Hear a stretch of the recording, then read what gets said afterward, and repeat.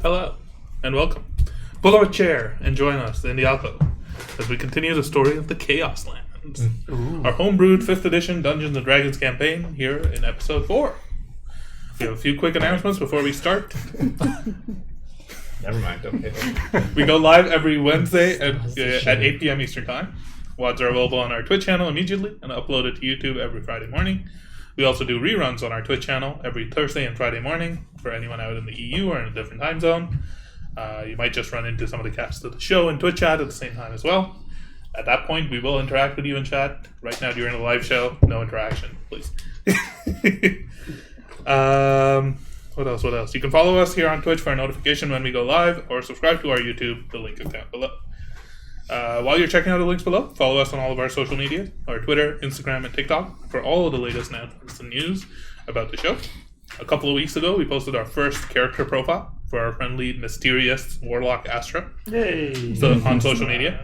So if you want a sneak peek behind the curtain and see some awesome character art by the talented Sunny Ray Art, you can find on Instagram, go check it out. Also, a big shout out to Syrinscape, because epic games need epic sound. Syrinscape is a great digital toolset with a collection of amazing sound sets and music that we use to improve the ambiance of our game and stream. If you're looking for a way to improve the immersion of your RPG table, go check them out at Syrinscape.com. And with that, unless there's any other announcements, we're good to go. I don't think so. Not yet. Are we doing the title sequence? Do it! We have one. Huh? I don't know how long. Oh, cool. Like 4 minutes? Now! Yeah. So, with that, let's begin. We'll see if that works. Nice. Previously on the Chaos. Oh, shit. That's when I should press it. They wouldn't be able to hear me anyway. Next time. No, it's unmuted. We'll It's workshop unmuted it. mic. We'll workshop it. Oh, God. Trying to help a caravan carrying illegal iron hide from the iron cogs, the local guards of the city of Schema, our adventurers made their way into the one region of the city that the cogs tend to avoid. This music is way too cheerful. What word eight's not cheerful? After hiding out for a night in the Savvy Merchant, an abandoned inn located near the edge of the ward, they woke up to find the building surrounded by members of a local group that called themselves the Cure of Dust. The Dusters. After some tense discussion and negotiation, you learned that the Dusters were not particularly interested in your cargo, but instead more interested in having a discussion with you all as a group, whom they deemed interesting new players in the game. Agreeing to accompany them deeper into the ward, you made your way further southeast for a few hours, away from the Spire Conduit, but towards a large apartment building located at the very edge of town. On your way there, you were attacked by strange insectoid creatures that erupted from the ground and made short work of a few of the Dusters who were accompanying you. Finding themselves outmanned and partially a bit guilt-ridden at the cost that had been incurred at bringing you back to their home, the man leading them, named Nihilus, made a good-natured plea to you to come the rest of the way. And it wasn't long after, in the late afternoon of the day, that you arrived at the stone, metal, and concrete building known as Freedom Hold, looking for an audience with their leader, a certain Cassandra. Cassandra Duster. With a C. Yeah. As you made your way, 1 second, I need to find some music again. There, that was. Let's adjust the volume.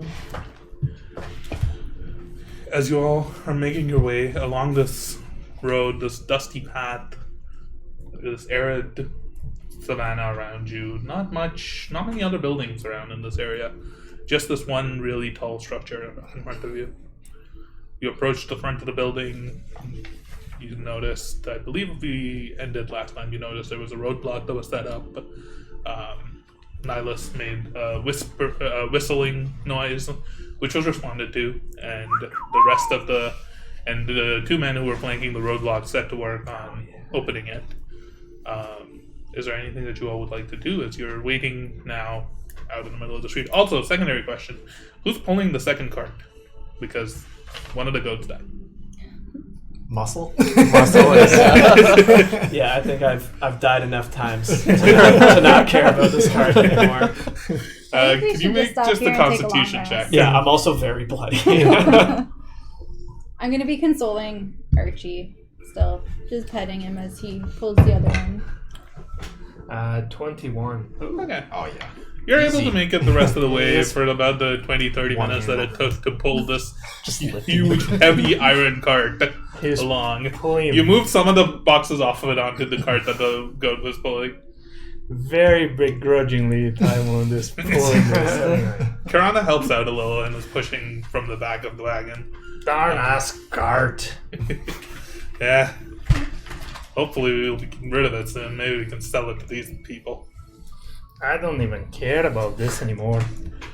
I need to get rid of it. This cart has been nothing but trouble. So when we get up there and they do the whistle, I'm gonna turn around and look at you and just kind of gesture like, "Did you hear that? Aye. What is Karana reacting in any way to that?" She's surprised as well and like looks towards you and like towards Timon and the fuck is going on? Been asking about him. It's probably here. Well, we'll have a lot to catch up with him about. Do I see Julius anywhere? I think You perception see check. that? You're standing in front of a very big, like 5-story tall apartment building. There's people on the balconies and like there's a big courtyard in front of you. And what you see behind the roadblock, actually, you see a courtyard. There's a few scattered trees, like fountain in the middle, but it doesn't seem to be operational. The trees seem kind of old and not very well kept. Not that I want. Can't see shit. You think you see like 5 figures that look exactly like Julius. Karana, I see Julius there. Oh no, there.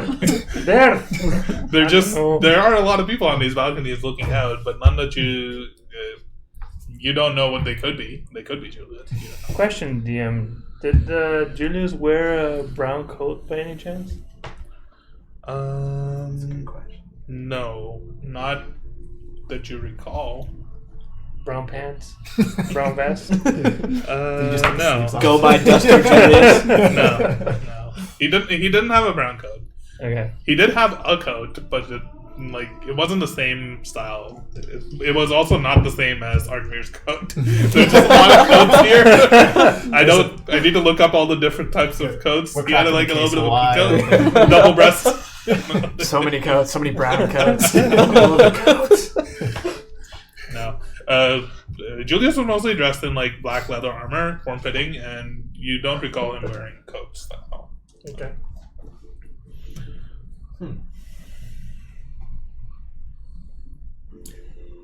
I'm mostly just gonna keep an eye open, looking around, observing what's happening as we walk in.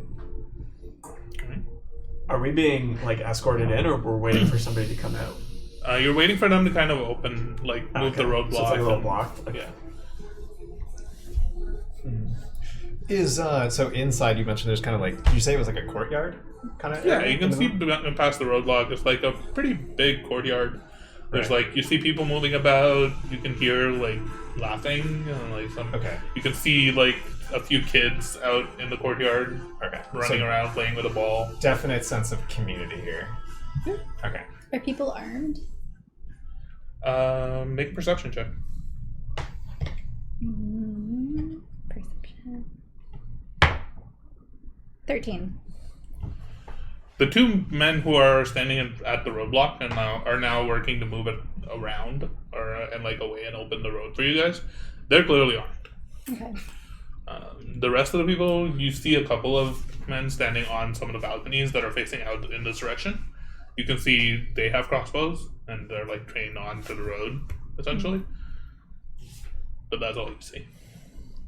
What kind of weapons for the guys in the front? Just short swords. Those are the ones that are immediately visible. They're just swords dangling from their waist. Steel? Can't tell they're sheathed. Are they in iron sheaths? They're in leather scabbards.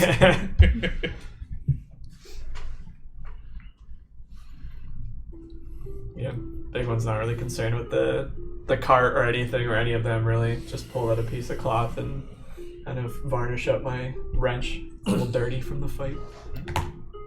Arkman, are you doing anything? Just look at time in here and say better now than never, and give him a little wink and pull out the gold and start distributing it to everyone here. But then, here you go, sir, as promised.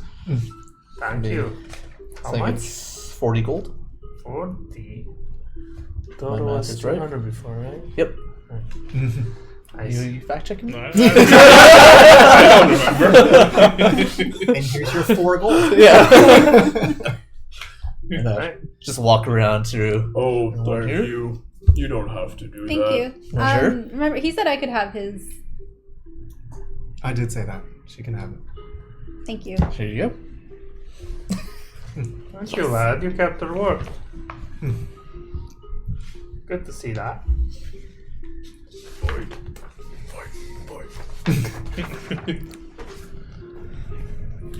A few minutes later, as they finish moving the roadblock and the crates and the boxes that have been set up there out of the way, enough for you to pull the carts forward, Nihilus and Aerodoc kind of turn back towards you and wave you forward. They continue onwards. They continue to walk in front, and then turn off to the right. The two guards, as you're walking, as you and the carts are traveling through the gate, the two guards kind of look at you, eye you up, are a little bit surprised at the big one and a little bit standoffish. Typical. I'm eyeing them up and down the exact same they're doing to me. They seem to be dressed in like pretty much similar attire to the Dusters. They're wearing coats, they're wearing leather armor underneath. Nothing super fancy. Both of them have masks on. What do the masks look like? Is it just like a bandana kind of in front of their face? Yeah, or is just it... kind of a black bandana in front of the face. Okay. A few of them you notice have like these almost like head pieces or turban type things going on. But other than that, just masks. Okay. Just like face masks, face covering. Right. It doesn't Didn't have we like have a... black bandanas? Bandana. Bandanas. Bandanas in our first campaign. Whoa, that's a dead campaign to us now. Oh my goodness. But no like designs or anything on it. No, It's not, they okay. seem relatively plain. You do notice Never bring that up men. Aerodoc has put his bandana back on. Right. Nihilus hasn't. And Aerodoc is wearing like almost like a big turban style thing. covering his Interesting. head. He put his Covering mask back on when he got here? Yeah. Okay. You don't want to be seen to Cassandra. I asked the big one, "Boy, big one, how are you feeling?" Oh, I'm a little tired.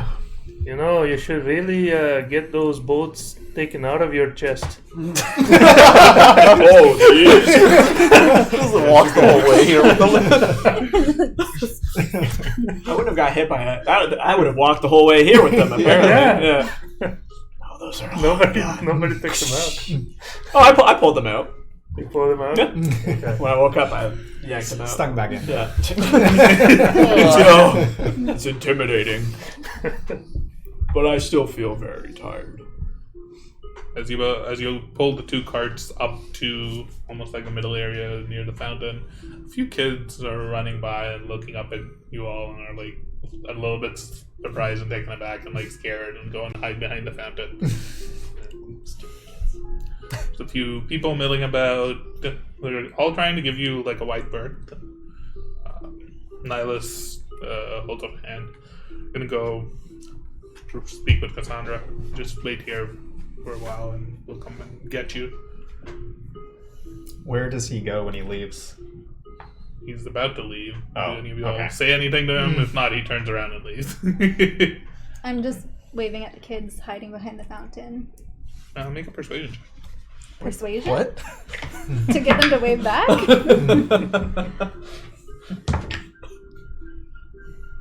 13. One of the kids waves back. What? Never mind. You see Nihilus kind of turn around and walk. He stays on. So there's these large staircases on both sides of the structure. On the outside, that are going up and winding upwards towards the top of the 5-story, essentially, complex. And this is a very strange building. For most of you who haven't really seen anything built like this, the sort of like vertical domicile of this scale built out here is not. It's not something that any of you have really encountered before. And it's not like anything else in Schema we've seen. Like it doesn't follow any of the kind of design patterns there. It's not just like something we've seen. You haven't really seen that many. You haven't really seen that many big buildings in Schema. Most of the wards that you went through, they were fairly small. Right. More like scattered out. This is like a very unique sort of structure. Okay. But you see Nihilus heading out, and instead of going up the stairs, he kind of heads off to the right, and then stays on the ground floor, and you see him disappear behind one of the doors that seems to open out into this courtyard. Aradok kind of stays and like leans up against one of the trees, and you can see now the tree itself is like, the leaves are kind of falling, the branches look a little bit like they're dead-ish. Doesn't look like a very perfectly healthy tree. Probably not long for this world. Just like Dak. But you see him kind of walk over to one of these trees and just like lean on it. Just waiting and keeping an eye on you all, basically. So where we had walked in, where are we relative to like the fountain area? Are we like in the middle of the courtyard? You're relatively like in the front of you're in the middle of the courtyard near the fountain. Yeah. Okay. Just like in front of it. I'm just gonna go over and sit down at the fountain. I know it's like not on or anything. I'm just gonna go sit down and wait. You walk over to the fountain. You see that there's no water in it. Mm-hmm. It's empty. But it's made of the same like polished brass style metal that you've seen before around the city. Mm-hmm. It looks beautiful. There's an ornate like lion statue carved on the middle of it. It's just like with his mouth open, but nothing pulling out of water. it. Yeah. Is the courtyard enclosed? Not from above. No, it's open to the sky above. Okay.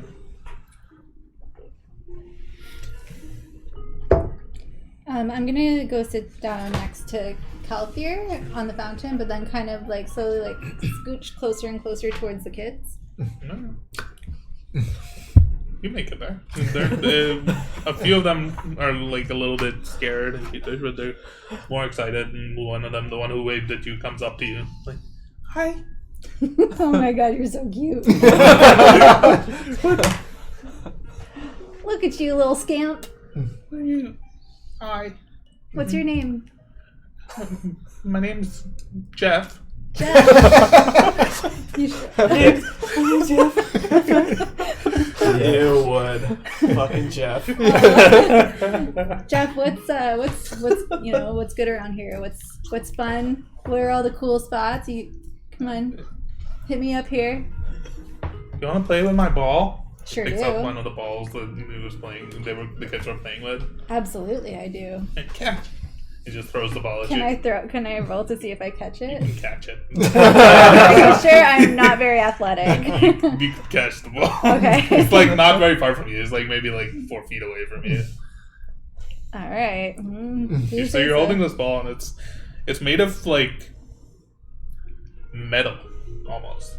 It's a dangerous ball. But as you hold it, you realize that it's not like heavy. It's very light. Very, very light. I drop it to see if it bounces. You drop the ball and it bounces off the ground. Huh? How? Without making a banging noise or anything. It doesn't make a noise. It doesn't make a noise. I do it again, but harder. Bounce it down. It bounces up higher than where you threw it, and now you have to like kind of get under it and catch it. Is this a magic ball? It's my ball. I like it. Yeah, but Can't catch it. It's mine now. Is it a magic ball? Catches it. No. Throws it back. I don't understand. It's metal. but it's also so light, but it's also bouncy. None of these are the properties of metal. It doesn't make any sense. Explain. It's got flubber on it. It's a ball. Quite, yes. Makes a good point. He does make a good point. Where are you from? North. Which ward? King in the north. Which one is the? Well, first, which one would you say is like the the cool ward to be in? I've always wanted to go to Ward 1. Oh my god. Funny you should say that, because that's where I'm from. Are you an artifactor? That is what we're known as. In fact, I am an artifactor. Yes. I know. Did you build the towers? I mean, I didn't build them myself. I did have a lot of say in the building of the towers, but it's like my people speak to those people, and then there's people speak, and Make a deception. Oh no. Yes. Yeah. Yes. I rolled a Perfect. one. Absolutely. That is. Yeah. Jeff kind of looks up at you like, You're not wearing purple. My mommy said all artificers wear purple. Like that one over there. And he points over at the big one. Oh, you should who's, totally come meet Just like Big One. bleeding and like. You should totally come meet Just him. remove the bolt. Yeah, that's retcon me removing them. This is where I'm like. Just wheezing, I grab breaking his half hand one and I hand. pull him over to introduce He him does to... not let you grab his hands. He backs Okay. off. Oh. He's so big. I'm scared. I'm gonna go play with my friends. So he runs off. Bye. While that exchange was happening, was there anybody other than Aradoc or any other people? Were there people taking notice of her talking to the kid, or people kind of keeping a closer eye on us now, or anything, or is it Make a perception check. perception? Ooh. 23. You notice that people were generally interested. Like, you all are odd-looking new faces Hey. around the community. Sure. But most of them are minding their own business. Okay. And as you look around, you do see a lot of different races. You see some tieflings. You see some strange creatures with almost tall, bunny-like ears, rabbit-like ears. What? You see people of all skin colors: blue, green, red. And this is See a very diverse community. and that is very different from the rest of Schema, the other wards, which were more. I think you saw a few. You saw a few of them just around. Okay. But it's just more noticeable here. It seems like. Right. It is definitely more noticeable in this community than it Okay. was elsewhere. Any other locks of those? No locks on. Good question. Good question. Yeah. Okay. Can I walk over to Aradoc? Yep. Aradoc. I just need to know. I just point to my outfit here and look to his. We have so much in common. He looks at you. His eyes kind of narrow. You do. I recognize your fighting stance. Where'd you train? This little thing I picked up here and there along the way. I was a warden. It's okay. Interesting. I gotta ask you. I recognize the stance. A few of my friends fought just like it.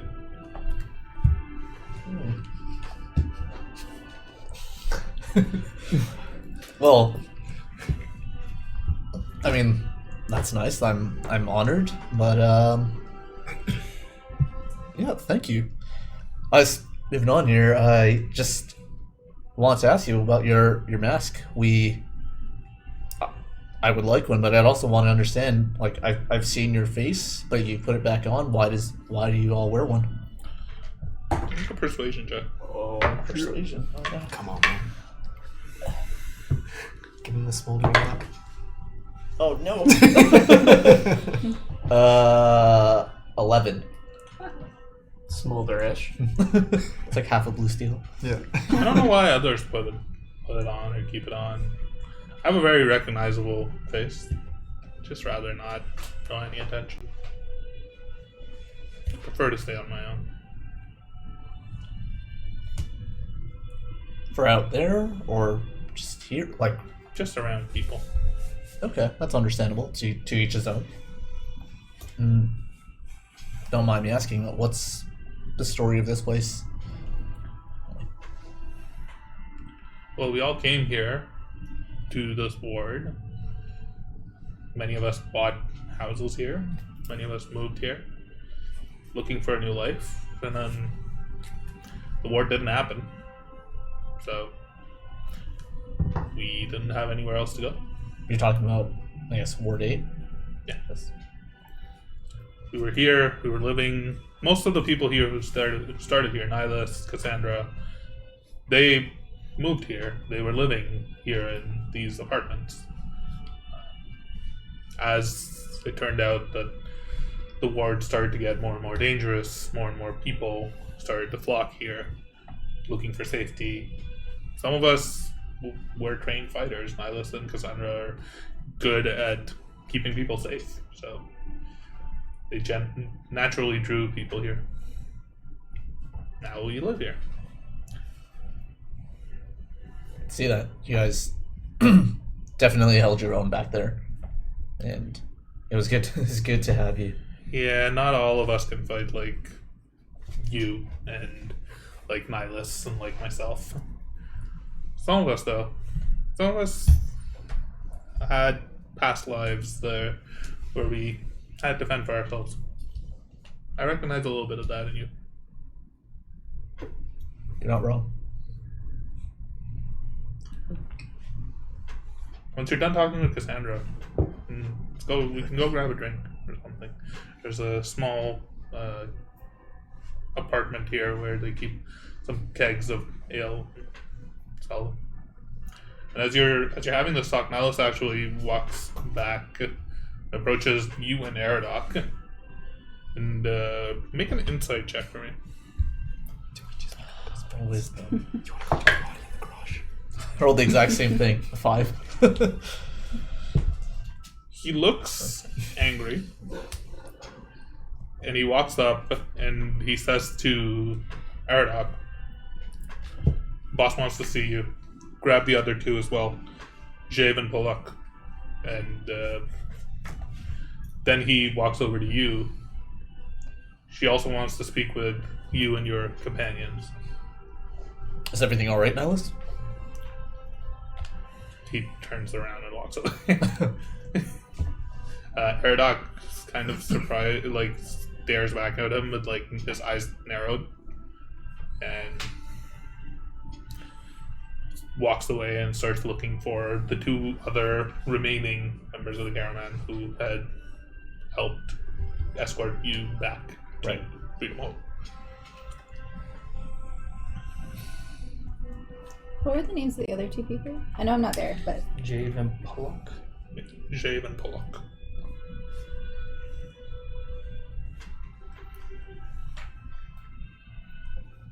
What do you do, Arthur? What are the rest of you doing? Kind of gather everyone. It seems like Cassandra's ready to see us. Okay. As Yavnel, her husband, and Kirana kind of start to get up, Aradoc like holds his hand up. I think Cassandra just wants to speak with these folk. And gestures to all of you. Mm-hmm. Leads you in towards the northeastern edge of side of the apartment complex, and you see this door, almost like an apartment door, that's open, and you can look inside. You can see just like a bare bones, like chairs scattered about, like a cardboard table is just kind of sitting in the middle. So is it just the 5 of us plus the 2 guards and Aradoc that are going? So like Aradoc said that Kirana and Yeah, Yavno, then the people who own the cart, essentially, were you Okay. told them to stay behind.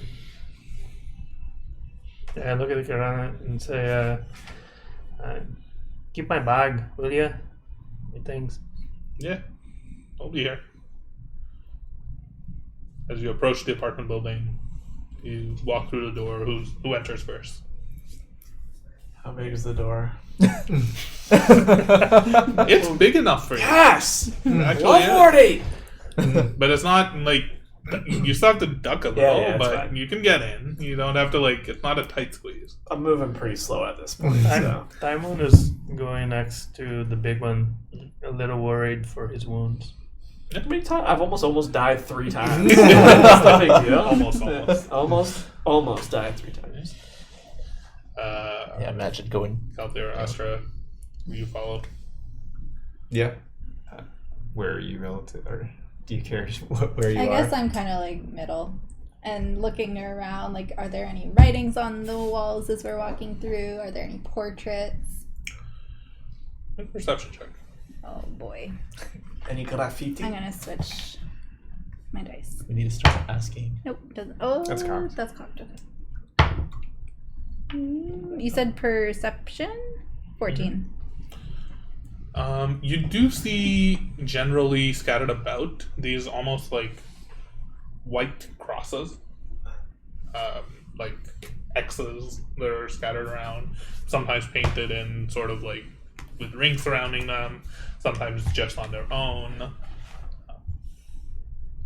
Nothing seems to stand out about them.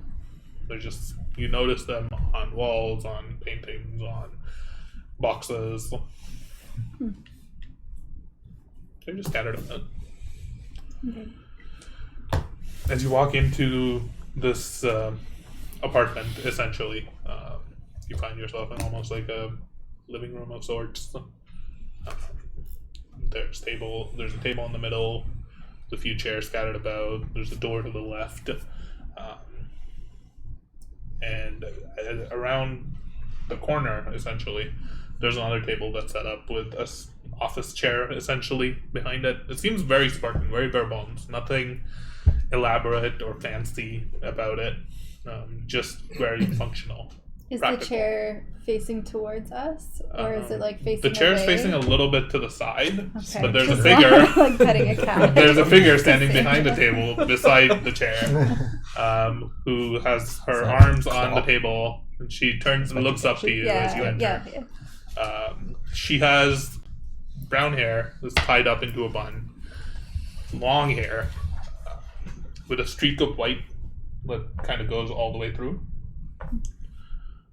She has heterochromatic gold and green eyes that are immediately striking as she looks up at all of you. She's wearing a red undershirt and almost like a steel iron breastplate. With leather pants, no cloak. You can see she has a belt. There's a couple of daggers stuck to the belt. There's a rapier that's standing beside the table. Not really, it's just leaning up against it. She doesn't seem like she's ready for a fight or anything like that. Did you say she was human? She is human, yes.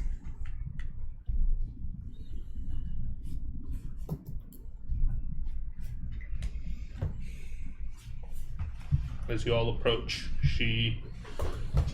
see Nihilus is kind of standing in front of the table.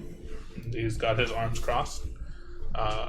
Eridoc walks up and does like a little chest salute as he stands in front of her. Cassandra just waves her hand and just relax.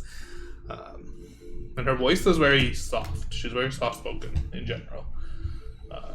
You almost have to put in a little bit of effort to hear her, to hear what she's saying. The two other men who were with you, Jave and Pulak, they both kind of walk up, and she's like, just stand at the side over there. And she looks around at all of you.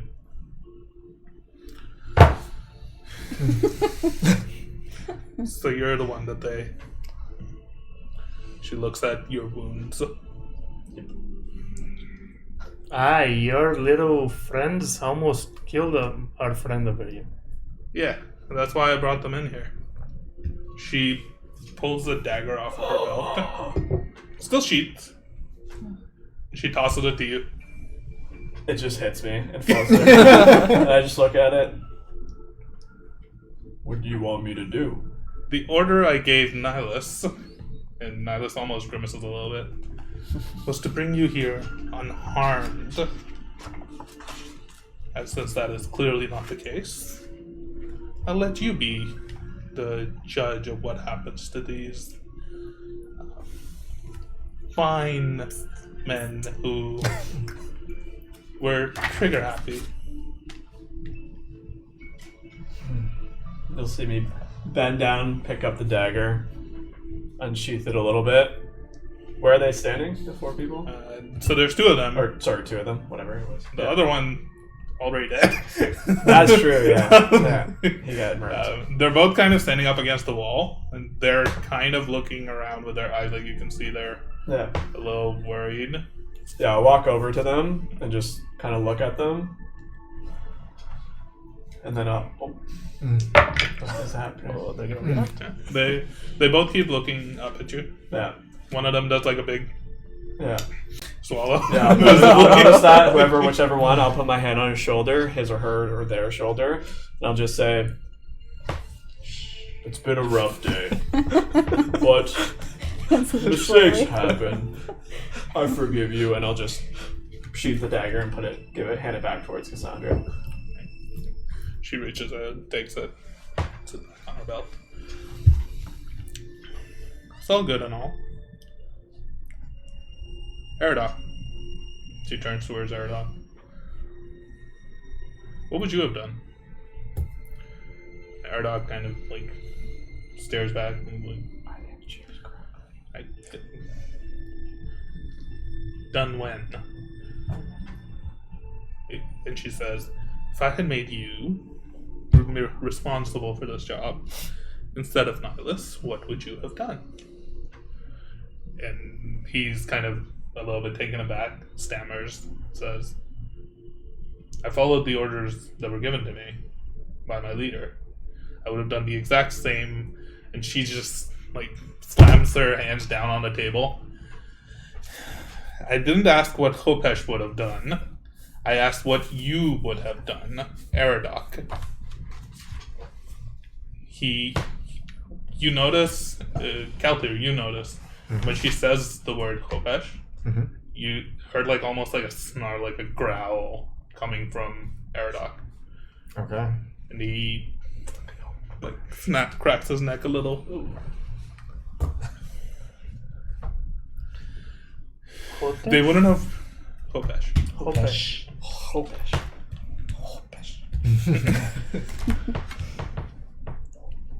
They wouldn't have come willingly.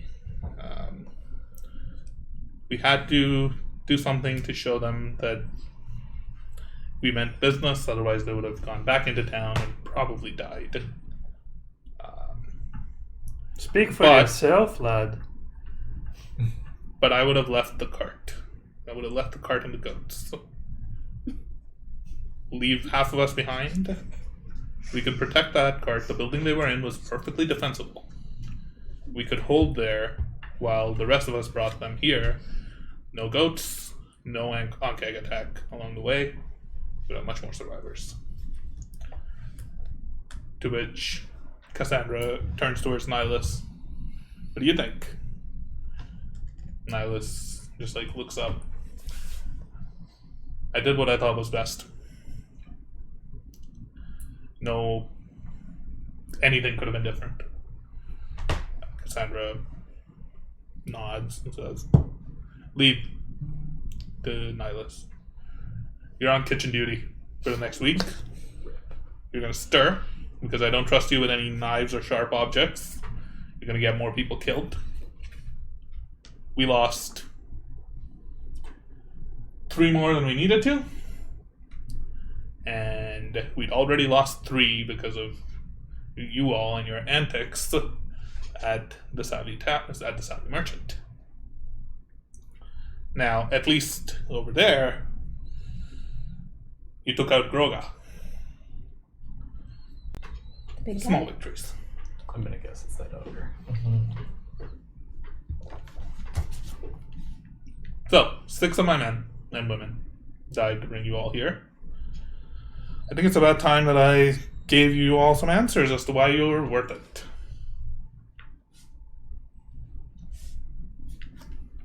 I'll just pull out a chair and like drag it on the ground so it squeaks, and then just sit down. If you don't mind. Before anything else, I can tell by your robes that you're an artificer. That's correct, yes. There's a woman here, up on the 5th floor, apartment 505. She'll be very interested to speak with you. No? Like, well, see you later. I'll start getting out from this. In a bit. Oh, okay.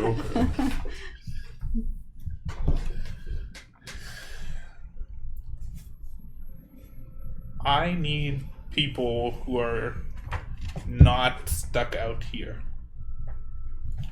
I need skilled people who are not stuck out here and who care enough about the people who live here. And I know this is putting a lot on you. None of you asked for this. None of you necessarily want any of this. But if nothing happens in about a month or so, we're all going to be dead. You all coming into the ward, coming into the city, as my good friend Julius told me about, gives me an opportunity. Something that might save many lives. You know Julius? Yeah, he and I go way back. Do you know where he is? Sneaky bastard. He's around here. He was the one who told us that there was a shipment of iron coming in. There was a little bit of a miscommunication when I told my men to go get you and bring you from the tavern where Julius told us you would be staying. They assumed much more violent methods would be required, when I instead asked them to take a more delicate touch. Question.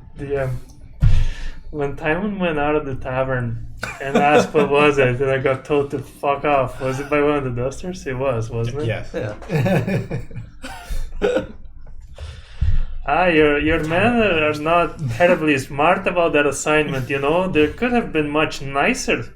I think they got a little nervous when they were surrounded by enemies on all sides. You made the acquaintance of the Silent Razors. There's another group that would also want much to do with you all, known as the Gulvendalas. Gabagoo. It's ruined, Rafay. Yeah. Don't worry about it. She takes a seat. I wanted you brought here because we need someone in the rest of the city to help us. We've been here for 6 months, and about a month ago, they stopped sending rain clouds to our ward. Without water, we cannot grow any crops. We don't really have much to drink. We cannot survive. The only way to survive is to go into the city, acquire water, somehow bring it back. You're running very low. Now, the rest of us who live here in Freedom Hold, we have a bit of a vision. We think that this could be a chance for some of us who didn't have much opportunity in the rest of the city to really start anew. But we'll all be dead if we don't get water soon. Yes. Cassandra, Miss Cassandra. And what's your name? Astra Maris. But you can call me Astra. Nice to meet you, Astra. You too. was I'm for Cassandra. friends. I heard that. I'm standing right next to you. My whispers are very loud. They're never secretive. Yeah. No. It's alright, lad. Just like Cassandra, that. we were promised like a fun game or something. There's talk about a game. I assume it had to do with the ball from the kids outside. Do any of you all know what she's talking about? Before your friends shot me, they said that we were new to this game. Yes. What did they mean exactly by that? You're new in town. You don't have any attachments, and you're capable. I've seen that. You managed to dispatch some of our men and Gorga. Well, I mean, that's not entirely true. I've lived here for nearly 135 years. I've been part of Ward 1 for my entire life. Yeah, that's interesting in and of itself. What brought you out of Ward 1? If you don't mind me asking. Well, unfortunately, my father has ended up in prison. And I was with my good friend Arkmir here, and we were trying to head to Ward 6 where they're keeping him, and unfortunately things kind of spiraled out of control. Well, you're here now. You clearly seem capable, as do the rest of your companions. We need help. And there's much that we can provide in return if we can survive long enough. Yes? What are the rules of the game? How do you win the game? I don't think there's a game. There's no game. Oh, I know. I mean, I'm sure there will be some people playing dice or cards outside of the courtyard tonight. Magic dice, magic cards. Forgive me. Yeah. I'm pretty new to this city. You mentioned they stopped sending the clouds here. Now, I've heard someone mention something about this before, but does rain not just naturally occur here? You all are really new here. Oh, I'm not. Yes. Not old one. Big one. Sorry. To be honest, I'm gonna cut her off. To be honest, 135 is not old where I'm. For me, I'm a ripe young man.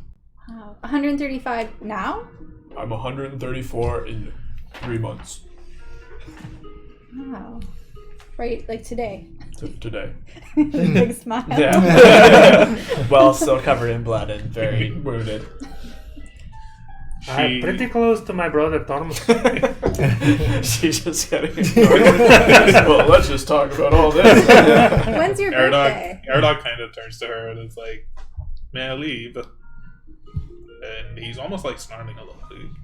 You can tell because you have a high enough passive insight. And she's like, "Wait here," and turns back towards you. So, as I was saying, the city is built around these spires. The spires provide us with not only power, but in many ways, they form the lifeblood of the community that forms around them. When this ward was built, it was just going to be another new ward. A new ward with a lot of new housing, new opportunity, new taverns, new inns, new restaurants. Just a whole lot of opportunity was sold to us by our chief engineer. But when they tried to turn this board on, something went wrong. That's all that we were told. Something went wrong. And so this ward and the spire attached to it will never turn on again. In fact, they disconnected the spire from the prime conduit entirely. Now, for a while, they would still continue to send rain clouds out, and you are correct, the rain in this city is entirely manufactured. There's a bureau, as you would put it, that works about every week. There's a rain cloud that's formed in Ward 3 and is dispersed out and set on its way towards one of the 8 wards of the city. about a few months ago, we were scheduled to get our last rain, and it never came. Since then, we've been in a bit of dire straits. We, particularly because of our location in this Freedom Hold, she gestures around, we're far away from the rest of the city. We can't simply duck into a different ward and set up sort of some funneling system, some barrel collection, any of that stuff. It would be far too difficult a task to do and risky. We would almost surely be attacked while we are setting up or while we are on our way back with this cart. Whoa. The Silent Razors control much of the center of the ward, near the spire. They are probably the largest players in this game, as your friend so aptly put it. They're also by far the most dangerous. You see, we all have a bit different ideologies, so to speak. What the Silent Razors want is to take over the rest of the city. I don't know how feasible it is, I don't know how viable it is, but they are willing to do whatever it takes to seize maybe a different board, to expand and potentially take over control of the city, depose the artificers, which is frankly unlikely to happen. But they prefer their much more violent methods. I would rather things not go that way. And on that vein, I needed to make sure that no matter what happened, this iron not fall into their hands. I don't necessarily care what else happens with it. They cannot get this. Because if they get the iron, if they build weapons out of it, if they get the armor, better equipment, they could cause an uprising that would lead to... Well, the first thing they would do would be seize Freedom Hold. Because we're in a position of very, very, very weak. Why was Iron outlaw? Was it always like this? No, that happened recently, and I can only assume, I don't know for sure, I can only assume it was out of fear of the Razors. That they would, with this iron, be able to perform some sort of uprising. If they were armed more sufficiently. The Iron Cog over here, the guards, they don't really get much in the vein of budget. They aren't very well equipped. In fact, I think you lot could probably take on like 24 of them with these. The Silent Razors could take on a whole lot more. So why haven't they? Because we keep them in check, and because the Gulvendalis keep them in check. The Gulvendalis Gonna piss off our DM. Yeah. the Gulvendalis are they're the original crime syndicate of the city, if you would put it. Before Ward 8 existed, they were here. They operated mostly out of Ward 3. They owned a lot of gambling establishments, the casino, the Mushroom Lounge. They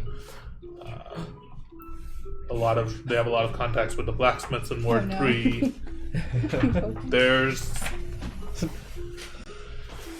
They have a lot of money and a lot of power, and when they realized that Ward 8 was becoming a lawless neighborhood, they very quickly swept in and seized some neighborhoods, and ever since then there's been a bit of a cold war of sorts between them and the Razors. But yes, the three of us, we keep each other in check. Our influence is more trying to keep people safe, and particularly here on the very outskirts where the Razors and the Vandalis don't dare to come this far away from the city. as you all saw, there's all manners of danger as you get farther from the reach of the spires. That's basically the situation in the ward. Are you a crime syndicate? I wouldn't put it like that. Do I believe her? Make an insight check. Insight 13. She seems to be speaking very honestly. She looks at you and says, "We do what we have to do in order to survive. I keep the people under these roofs in this complex safe. At whatever cost it takes." Cassandra, I don't mean any disrespect, but why do you expect us to help you here? Well, because to be honest, a bit of it is just out of the goodwill of your hearts. I don't really have much to offer. But, if you do help out, you'll be recognized by the people out here as being the folks who saved their lives. I'm sure that might mean something to them in the future, or to you, or to anyone. How much money do you have to offer? Not much. I'll take it. I do have something, and I'll offer it to you as a token of my goodwill, so to speak. And she reaches down and opens one of the drawers, and she brings out a small box, puts the box on the table, opens it, and inside you see 2 vials of reddish gold liquid. Healing potions? Consider these payment in exchange for the wounds that you took when I had asked for you to be brought unharmed. She pushes the box over to you all. Cassandra, you speak for these people. They clearly, report to you. How did you come across this position? Did they vote you in as their leader? Did you just seize the position? I was meant to be the superintendent of this apartment building, if you can believe that. I came here, I left my home, sold a lot of things, brought it all here for a new life. Things didn't work out. I'm a little bit familiar with the blade and with keeping people safe. So, naturally, myself and a few of my companions, Nihilus, another one that you haven't met yet, Oscar. We all wanted to live here. We all wanted to kind of start a new life. This was going to be a very vibrant farming community. You can believe that. That's what it was advertised to us as.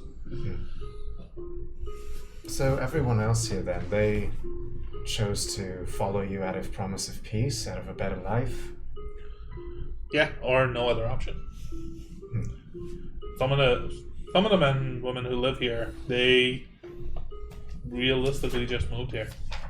They wanted to start a new life. They came here with the promise of starting a new life, and it didn't pan out, so now they're stuck here. They don't have anywhere else to go, and I didn't kick them out. If they go wandering out there, they get eaten by a fucking giant bug. That's probably part of it. But it has been a few months now, and more people do continue to come. Some of them actually believe, and it's the fool's errand, but some of them actually believe that this settlement, this community, what we have here, this distance from the, no offense, artificer technology, this simpler life, this freedom that it affords them, freedom to pursue things other than the relentless pursuit of the next innovation and the next fortune. Some of them actually believe in that, and that's why they renamed this place Freedom Hold. Some of them have even gone so far as to call the Ward 8 the Free Ward, and potentially, in the future, the Free City. You keep saying they believe that. They call it this. Do you not? I'm a pragmatist. If today those artificers showed up with some new invention, some giant mechanical monstrosity that would provide power and food and water to the community and to the ward, I would accept the offer because it would mean that these people, would get to live as opposed to live free. Or as opposed to die free. Do I think she's being sincere? Make an insight check. Can I make an insight? 18. She seems sincere.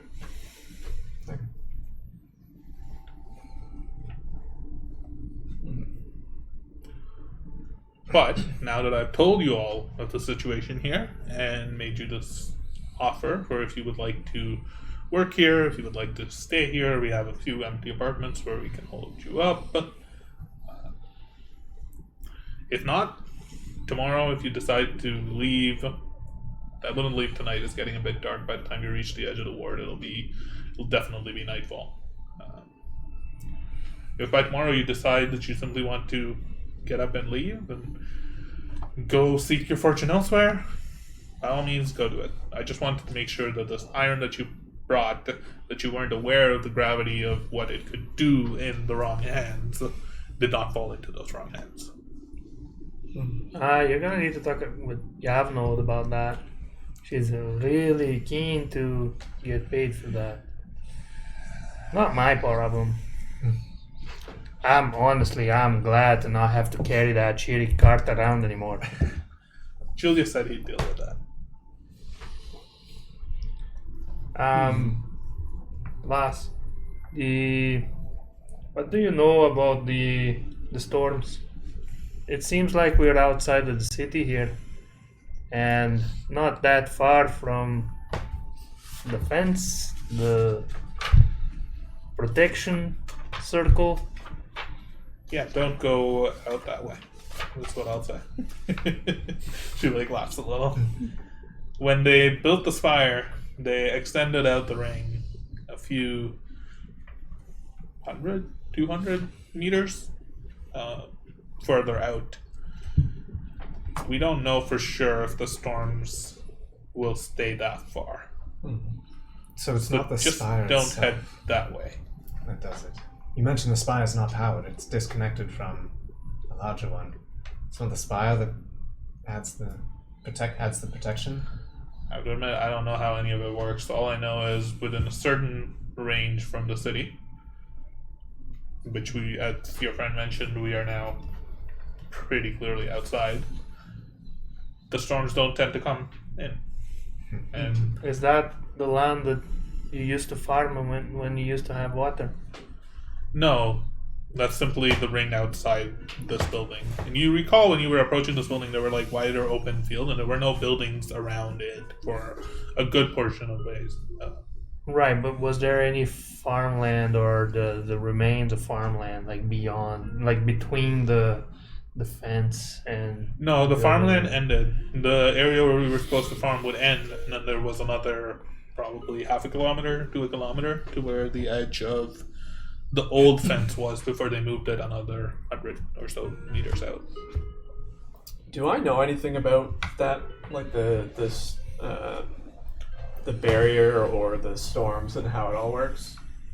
Make an Arcana check. Oh God. 12. You know what you know.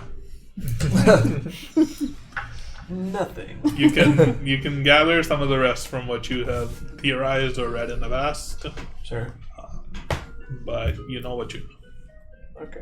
Have you heard of anyone that came out of those storms? Anything came? Anything came?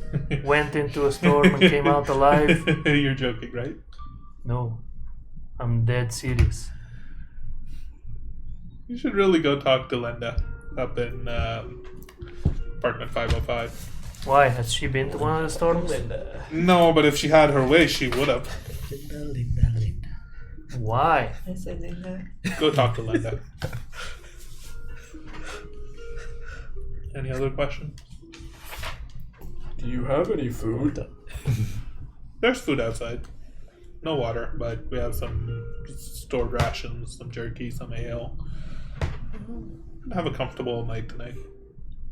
Any macaroni and cheese? No.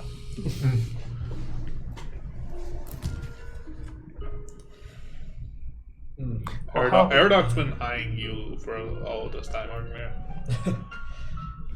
Turn to Cassandra here. That still, like, let's just say hypothetically, we helped you out. Where would you want us to get started? Well, there is a few options here.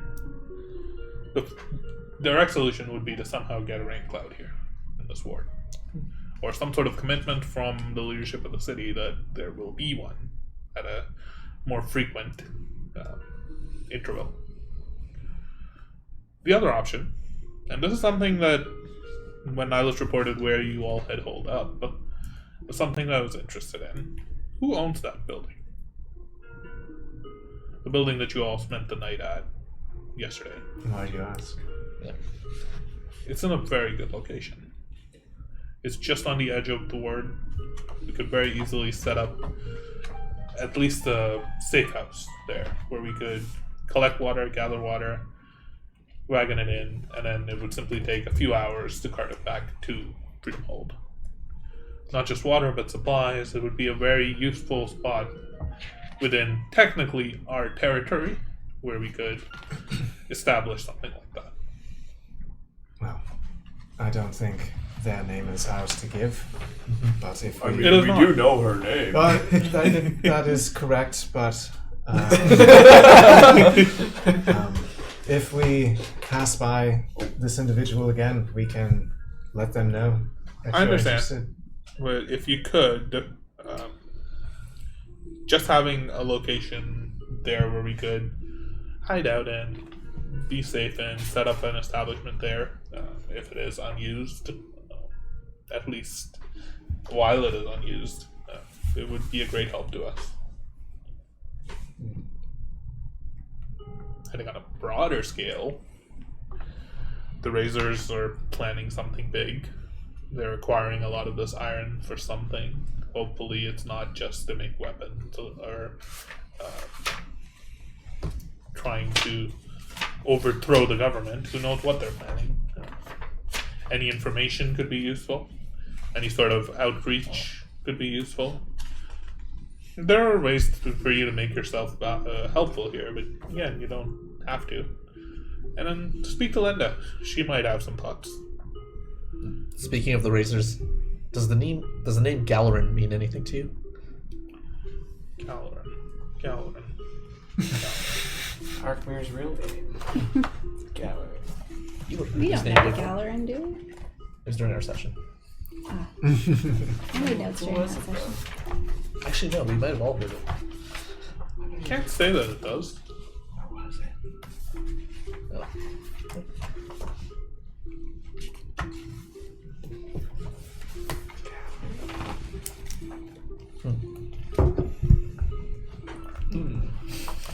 No, if that's... is there any other questions that you have? Anything else that I can help you with? You brought up, you mentioned the title Chief Engineer here. Forgive me if you did mention this and I just misheard. What happened to the Chief Engineer here? She was elected under the promise of establishing a new ward. This happened. And where is she now? Probably whiling out her term. She's not here. She's not here. Never visited the ward once. Her claim to fame, the thing she was elected to do, the lives she was going to change, all of them ruined and wasted. She hasn't so much as showed face. So is there no one that represents Ward 8 right now? No.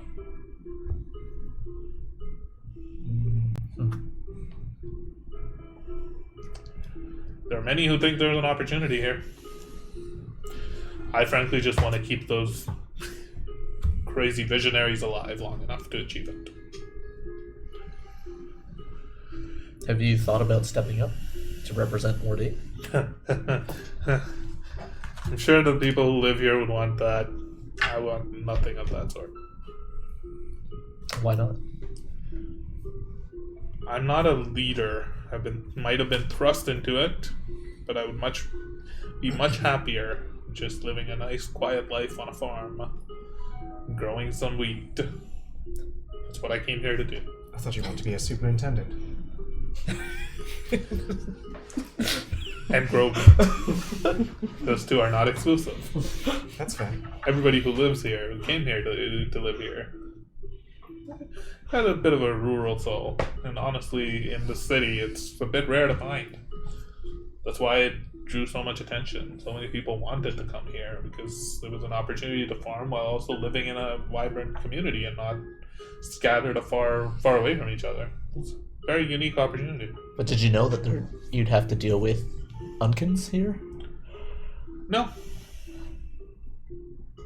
Most of the other farms don't have to deal with them. I don't even know what they are, to be perfectly honest. I don't know where they came from. Don't know what they do here, but there's definitely a problem. Oh, are they the lobster people? Okay. Okay. On kegs. On kegs. On cakes. On kegs. On cakes. Okay, they're on cakes. Yeah. Yeah. Something I've been wondering. Do you know if the Silent Razors have infiltrated their way into the Iron Cog or any of these other? No, that would be the Gomandalis. Interesting. Okay.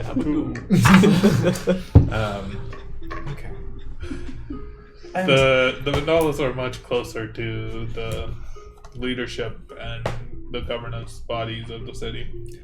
They always have been. They've always been very close. They have a very good working relationship.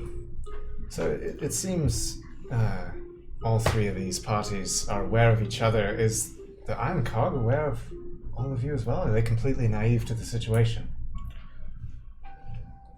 They are aware of all of us. They also know that if they so much as set foot in this ward, they'll probably die. Something that's been bothering me a little bit. I'm wondering why the Cog let us into the city with carts of iron in the first place. If it was illegal to sell it here, and they were aware of the situation that any three of these parties might wage war for it. It's an interesting question, isn't it? I can't say I have the answer for you. Thought I'd ask. Yeah.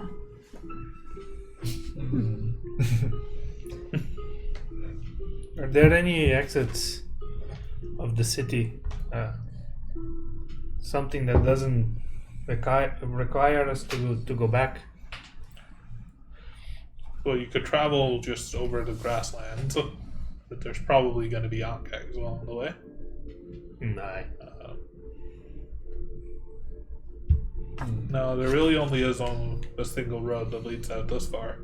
You have to take it back to at least the edge of the ward, and then make your way along the same path that you took to get here. That would probably be the safest. It would avoid the center of the city, or the center of the ward. It would avoid the spire where the razors hang out. It's mostly our turf, so to speak. If the Iron Cog, or whatever those fuckers are called, are so weak and ill-prepared and ill-equipped, and these razors are so power-hungry, what's stopping them from taking over the rest of the world? We are. Us and the Gulmandalis. How many fighters do you have? Doesn't seem like you have a whole lot. We have support among the rest of the people in this ward. They listen to us, and many more would flock to us if we decided to expand our territory. Especially if we provided them a safe way to do so that wouldn't offend the razors. Or weapons. Or that. Inside check. I want to see if she is interested in those weapons for power. Make an insight check. Alright. 21. I mean, you can tell that it would be a useful resource to anybody, right? Like, if Yavnov and Karana, like, if they decide to sell this to Cassandra, I'm sure she would try to buy it. But she also knows that she probably doesn't have the money. So you can tell that there is like a hint of like, yeah, sure. But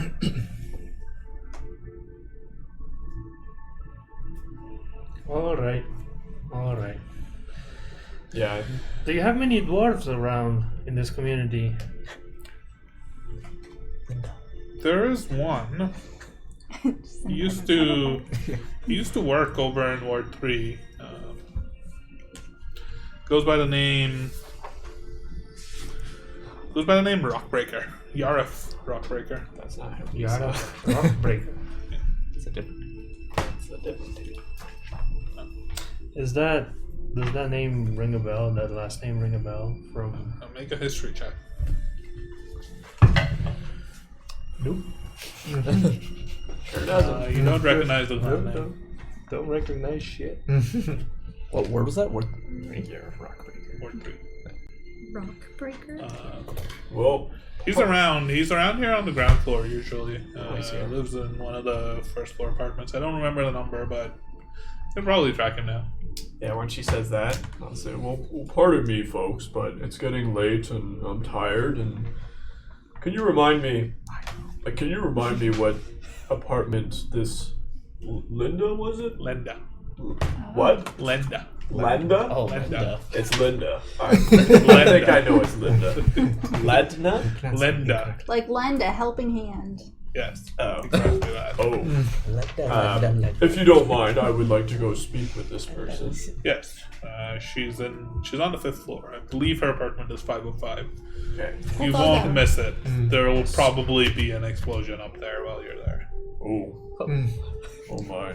I'll just screech my chair on the floor again, get up, and thank you for at least explaining some things. How rude of me. Let me introduce myself. My name is Timon Ironbeard. Yeah. Pleased to meet you. Nice to meet you. Cassandra Leah. Away behind you. I'm gonna follow Big One.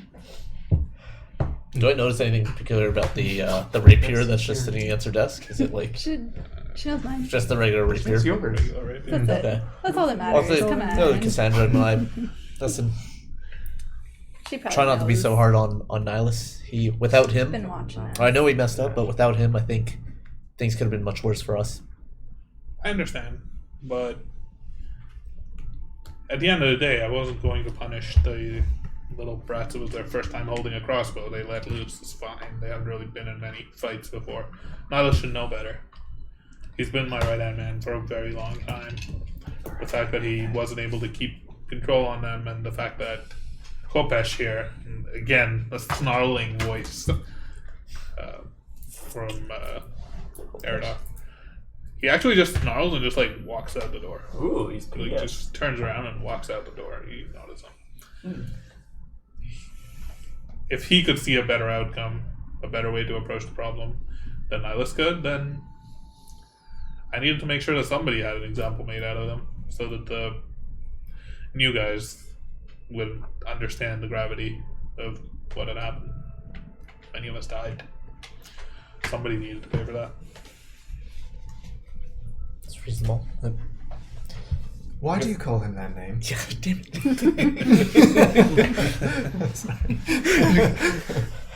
Save Perfect my- recall to your moment. Let's just say if I can't get away from my past, I'm not gonna let him. I mean, if you have to work together and you want to be able to trust each other, perhaps, maybe you could use the name he prefers. I don't necessarily trust him. Just with me. There's a handful of people here that I trust. Nihilus, Julius, Oscar. That's it. Why are you entrusting us with this information? Because I'm hoping that come tomorrow when you make your decisions, I might be able to trust you. So let me ask you this. It seems like you're the law in here. In What- here, yes. What would have happened if our big friend that walked out had taken that dagger and slit the throat of the ones that shot him? Might have been less inclined to make a deal with you. Fair enough. I don't hear any kind of deal. I wanted to know that I could trust you with this information and the actions of your friend and your forthcoming nature in our conversations have led me to have some hope for the first time in a few months. But If you're asking us to trust you, and if you trust us, I think we should know why you don't trust Aerodoc.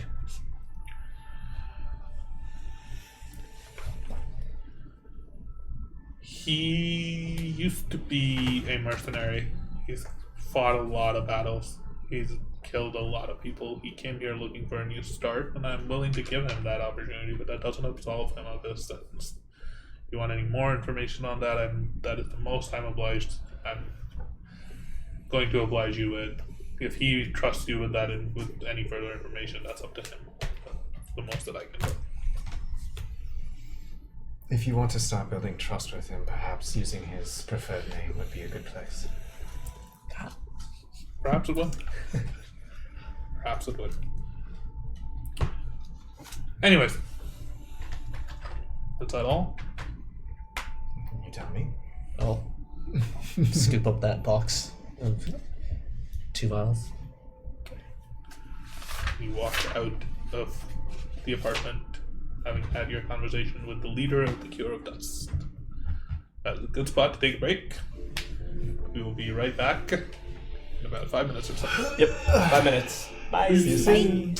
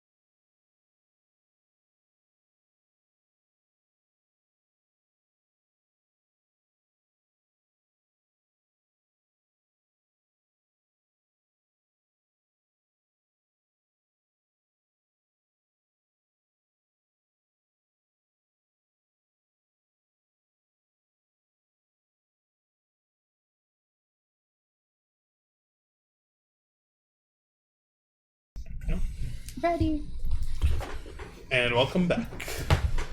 Well, I'll have to see Linda. Lenda. That's what Like I he's said. the Chris. Yeah. Londo.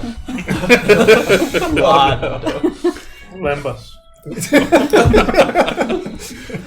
I like that one. Makes So a really big good one. bread. Yeah. You turn around and you walk out back into the courtyard. You can look out at the wagon that you came from. You notice the two dwarves who are there talking to another figure. Tall, lanky looking, clad in black armor, black hood. Wait, You don't make any- we didn't go outside. We just ran up the stairs to be. You have to go outside. You have to go outside. Yeah, we left Upstairs. wherever The stairs are Oh, upstairs. I These thought are you these are took like Yeah. random stairs. No. We left wherever 505 is. the stairs are in the courtyard. They go up almost Oh, I almost see. like outside. Like Yeah. imagine an apartment building. There's like staircases to go up to the different floors. Gotcha. Stairs Okay. on the outside. So you turn towards the stairs and you start making your way up there. I'll race you. I don't change. Both of you make Constitution. For what? Going up 5 floors. See who gets Oh. there first. Fair. Oh, I'm not racing, so I'll just let Okay. her Oh, go. just Yeah. Constitution. Just Oh. She's literally going the same speed I was. So if she's running, she insta beats me. After you run up the 18. first flight of stairs, and then the next flight of stairs, and then the next flight of stairs. By the time you get to the top, you're a little bit exhausted, panting, but probably solid minute later, the big one joins you up on the landing. It was close. It was a good effort. Oh, were we racing? I said we were racing. Oh. Someone's a rotten egg. As you arrive here on the 5th floor landing, you look around, and most of the doors have numbers on them. Most of them are closed. A handful of them are open. There's a few people milling about. You notice a few people next to one of the doors are just like sitting on the ground, just like having a. They're just talking amongst themselves. One of them looks up at you, human male. Why aren't you big? You're And very old. observant. I'll just keep looking for 505. Welcome to Freedom Hold. You too. I'm just assuming you're new here because I haven't seen any of you around before. Where are the cool places to go? You know. I mean, there's usually a bunch of us that gather out near the fountain every night. Have a little bit of a soiree. Oh, I know all about the soirees. What's your name? Astromaris. You can call me Astromaris. Uh, After I heard Big One say the thing about the friends. He like gets up and you can see he's wearing just like simple clothes, nothing fancy. Human? If you get mugged, I've already moved on. So you're on your own. Yeah. Let's be real though, you're like 5 feet away probably. Like gives this very exaggerated bow. Name's Teddy. Nice to meet you. you too, and I try to bow as well. Probably not very gracefully. Welcome to Freedom Hope. I hope you find what you're looking for. And he sits back down on the ground. Okay, bye! And then I just leave. You approach the door in the hallway, marked 505, and you hear the sound of like clanking. Does it metal sound like from my the inside. workshop? Sounds pretty close. Nice. I got a little excited. I just tried a very The gingerly moment knock, that but you are starting to knock, there's a loud boom noise from the inside. A little bit of smoke clears out from under the Oh door. my. Sounds very exciting in there. well, no. There's a voice from the inside that shouts, "In a minute!" And like you hear a little bit more clanging, some stuff falling over, and then eventually the door opens. And standing in front of you, you see a short female gnome, an older woman. And you, even though her skin is covered with soot and smoke marks, you recognize her. This is Lenda Wirewhistle, or as you would know her, Professor Wirewhistle. A long time ago, You remember attending the academy, and she was one of the teachers at this academy. She taught galvanic propulsion. It was not one of your favorite subjects, but you recognize her as being quite a capable artificer.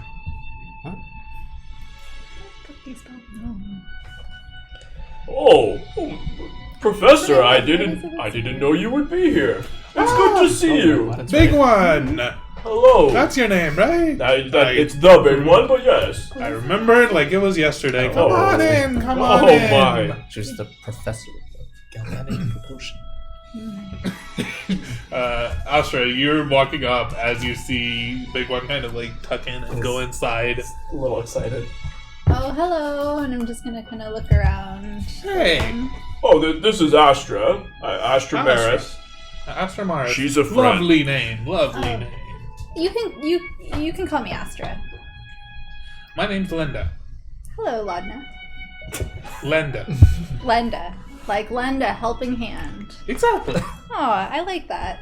Come on in, come on in. I'll make you some tea once I clean up. And as you walk in, you see just this mess. It's just pieces of metal and parts and cogs and machinery and oil and all sorts of just strange things scattered around you. Oh, this reminds me of home. Big one.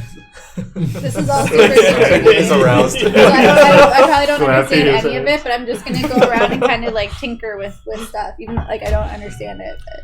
But She's like just, and you can see like there's just this layer of soot that's covering a lot of this stuff.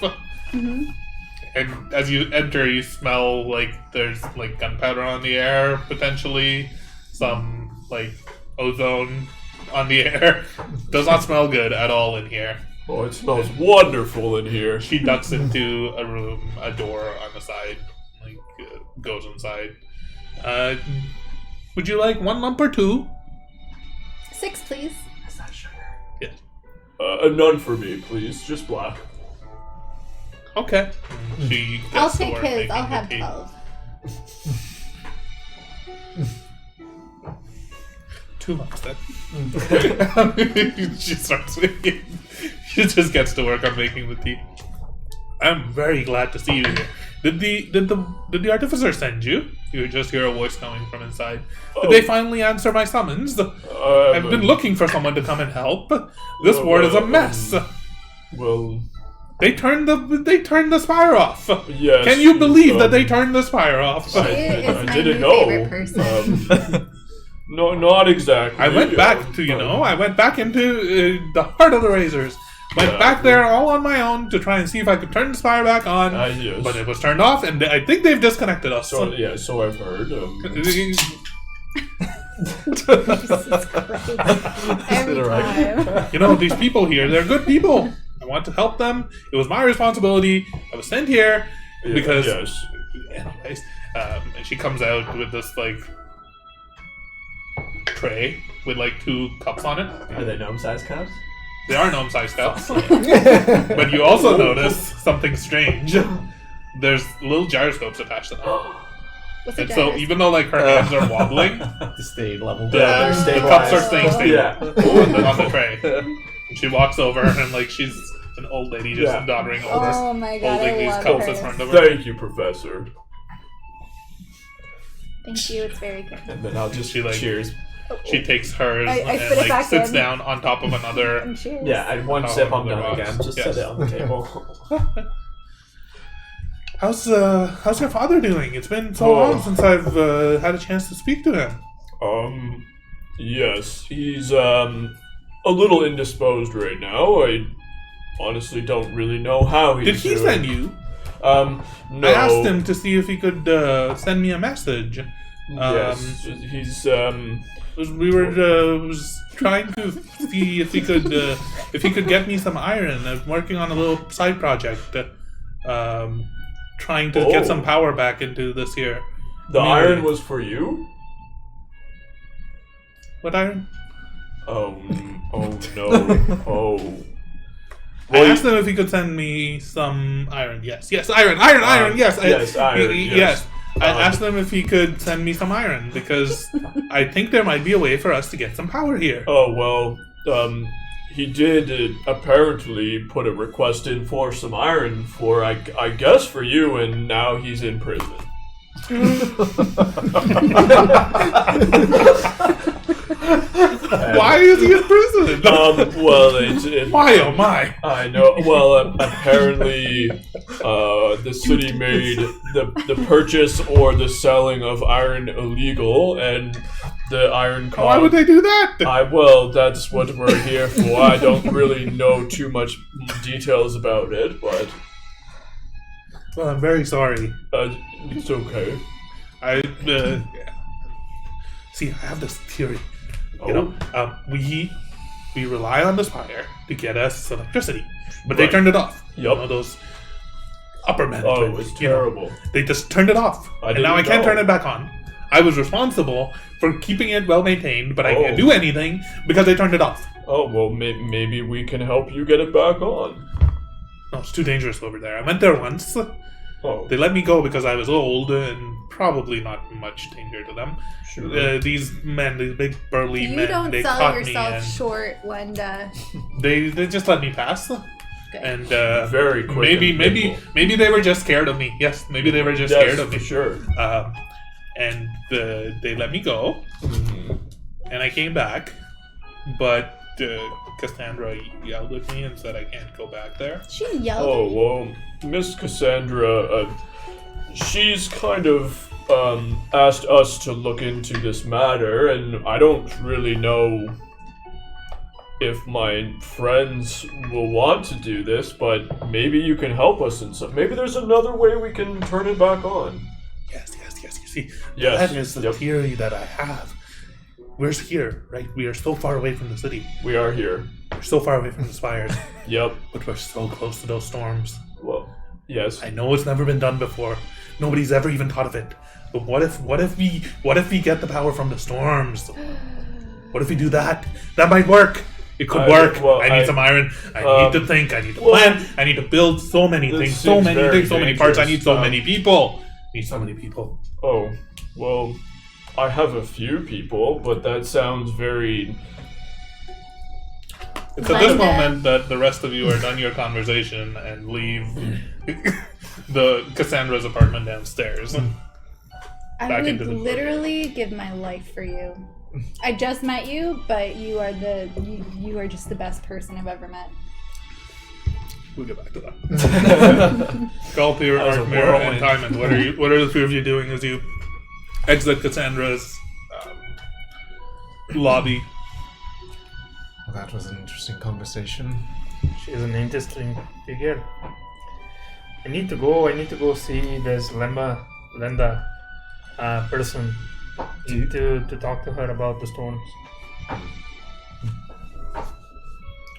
Would you care to come with me? Sure. I have nowhere else to be at the moment. Do I see Aerodoc anywhere? You do see Erdok. You see Erdok kind of, he's like taking a bit of a seat by some of the crates just out here. And you see him just like deep in his thoughts. He's like pulled out his sword and is just sharpening it. What's sitting there? And turn to Timon and Calthair, just like, you two go on ahead. I'll catch up. All right. The two of you, Calthair, you notice Julius was talking to Karana over by the cart. You can tell that figure is Julius. Oh, see, I didn't know. So yeah, just before we go upstairs, then, Timon, before we go upstairs, I don't. there's somebody you may know over there talking to Corona. Oh, that sneaky bastard! Oh, Julius! Julius like turns towards you, and you can see he has just a big slap mark across his face. You sneaky bastard! What were you when he needed you? As I've been trying to tell her, and she You Karana- better have a good Karana just like explanation. stomps on the ground and is like, yes, as you've been trying to tell me, you left us alone when you were responsible. And she's just shouting, like tearing him a new This one. is the second time already now, lad. First time was back in the bloody forest. You know, like we had to fend for ourselves if it wasn't for our friends here. Now it disappeared like that. You I owe me know. some ale. I'll talk to you later. I'll get you some ale, Timon. I'll get you some I ale. don't even listen. I just walk away. Hello, Julius. Well, Ned. He just like leans back against the cart and continues to listen to Karana shouting at him. Karana, give him another slap for me. As you go up, you swear you do hear a little.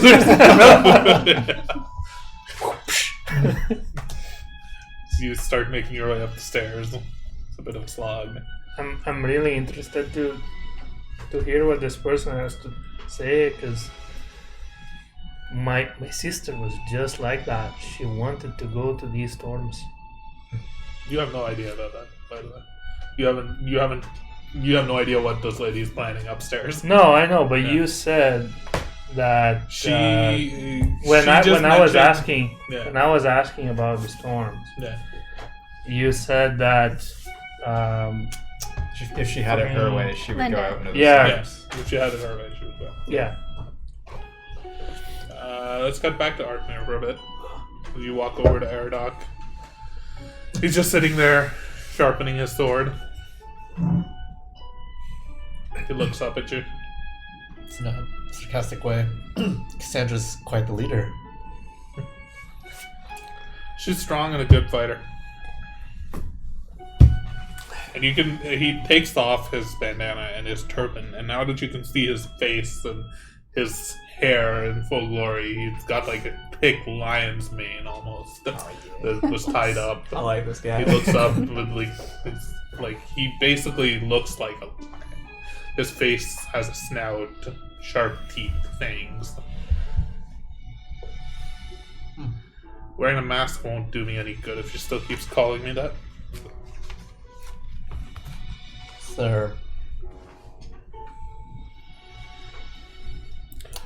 I meant what I said. You fight good. Forgive me if it's not my place, but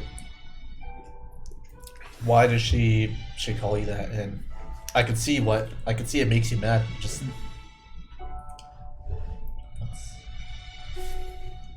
Killed a lot of people.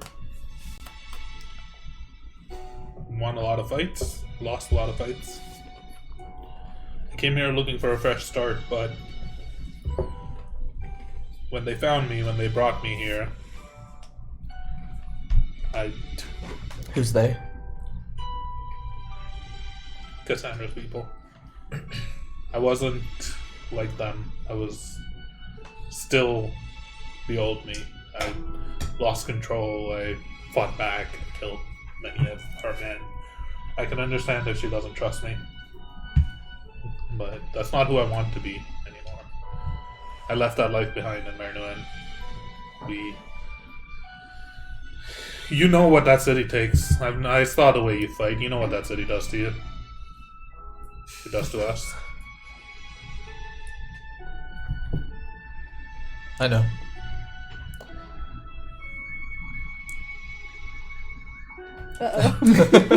Turn off stream.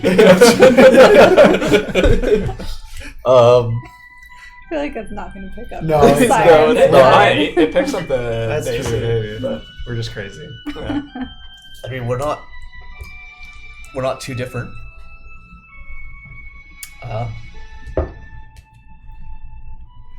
I think she'll come around, but I'm glad to see that you're helping out here. I for one, as much as I'd like to, I've just always prided myself as a businessman. I pride myself on my work. I can see myself helping here, but still struggling with the thought of They're good people. It means a lot to know that you're running with good people.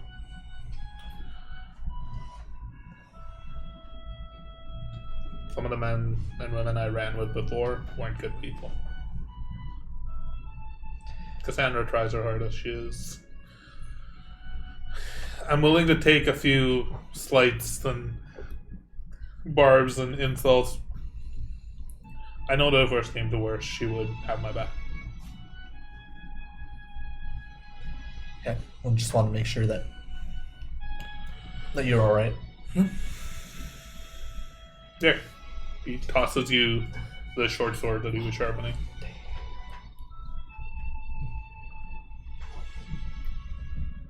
Keep it. It's a reminder from home. As you can tell, as you look at it, you can see that it's definitely got some engravings with like the moon on one end. There's like elvish runes carved along the blade. It's a very nice blade. Can't write this down. You don't know. That's what I do. I don't write stuff down unless I'm there. Knowing Elvish, would I recognize the Elvish runes? You would. It's the you make a history check. Alright.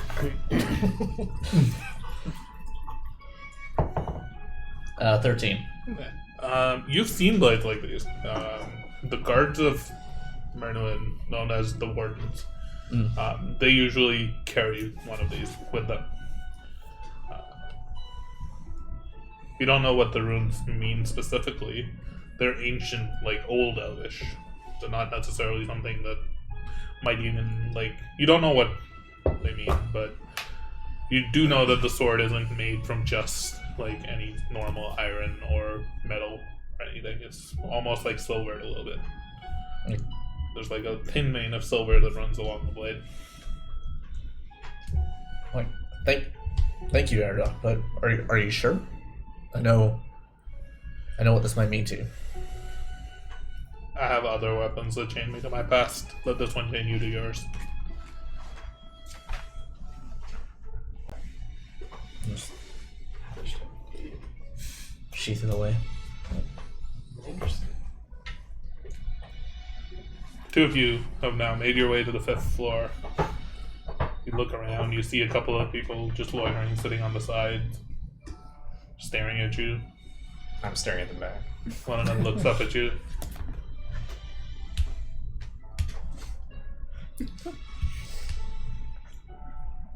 You're very pale, you know that? Am I? Welcome to Freedom Hall. Oh, thank you. He gets up, does a little bow. My name's Teddy. Friggin' Teddy. You can call me Calthe. I'm Diamond.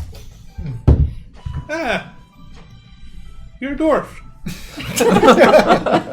I'm glad you noticed. Yeah. I'm Teddy.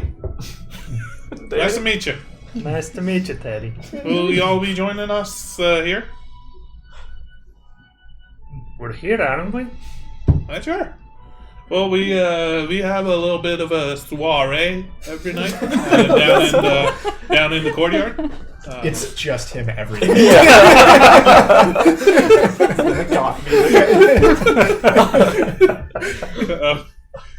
Be sure to join us. Oh, yeah. If you're new here, we can introduce you to the rest of the fine folks. I'll keep that in mind. Thank you for your kindness. He does another bow. Well met. And just sits back down where you see him kind of like pick up a bottle beside him and just chug it. Oh no. That adds up. As we're kind of walking past him, do I notice, like, is there still smoke, or like, is there like soot blasted out from the door or anything? No, the door is closed. Okay. There isn't any of that anymore. Okay. I should. Alright. But you do approach the entrance, the door to apartment 505. I suppose we're here. Aye. Oh, these must be the friends I was talking to you about. Please, let me get the door. Right? Okay, thank you. I open the door to you. Oh, hello, friends. Aye, big lad. Come on in. Okay. Hi. This is my old professor. You just see this old, like, mousy hair. Like, her hair is just a mess. Old gnome. But it comes up to about, like, your waist high. Is dressed in, like, these tattered old purple robes that seem to match, like, similar to the artificer's robes that you've seen on the big one. her fingers and hands and face are still covered with like black spit and dirt. Well, Matt, This is Professor Lenda Wirewhistle. That's me, Hello. I'm Kathy. Calthier. Hello. And you are? Diamond, Ironbeard. Diamond. Diamond, Diamond. Diamond, Diamond. Ironbeard. I'm Lenda. Welcome to my home. Can I get you some tea? It's really quite good. May I have another? Yes, I can go get more. As I'm Do you want Maybe some less tea? sugar in that one. What? Okay. Did you make it yourself? Yes. Sure, I'd love a cup. Please let me get this while you speak with my new friends. Okay. And I'll take the tray, and it's very little. It's very. I'll walk. Oh, Doug. Oh, excuse me. You duck in and you Yeah, enter and a I'll make kitchen you- and like the stove and the pots are all known Yeah, size. yeah. But I'm you're used used to to that it. shit, yeah. So, Yeah, that's my bread and butter, baby. well, what can I do for you all? Well, we were talking to Mrs. Cassandra downstairs, and Yes. So I don't. Is she married? I don't think she's married. Is she married? Did you all see a ring on her hand? I don't I'm think looking so. for one. Do you want me to run down Did and I check? notice? Roll the check. No, there was no ring. I don't believe she was wearing a ring. Yeah. So she would just be a miss then, not a missus. this one. Though I think she would make quite a catch. You know, I've been telling her that she should look into getting married. You know, it would really help her out with all the work around here. She had just someone else to lean on. Time was just perplexed.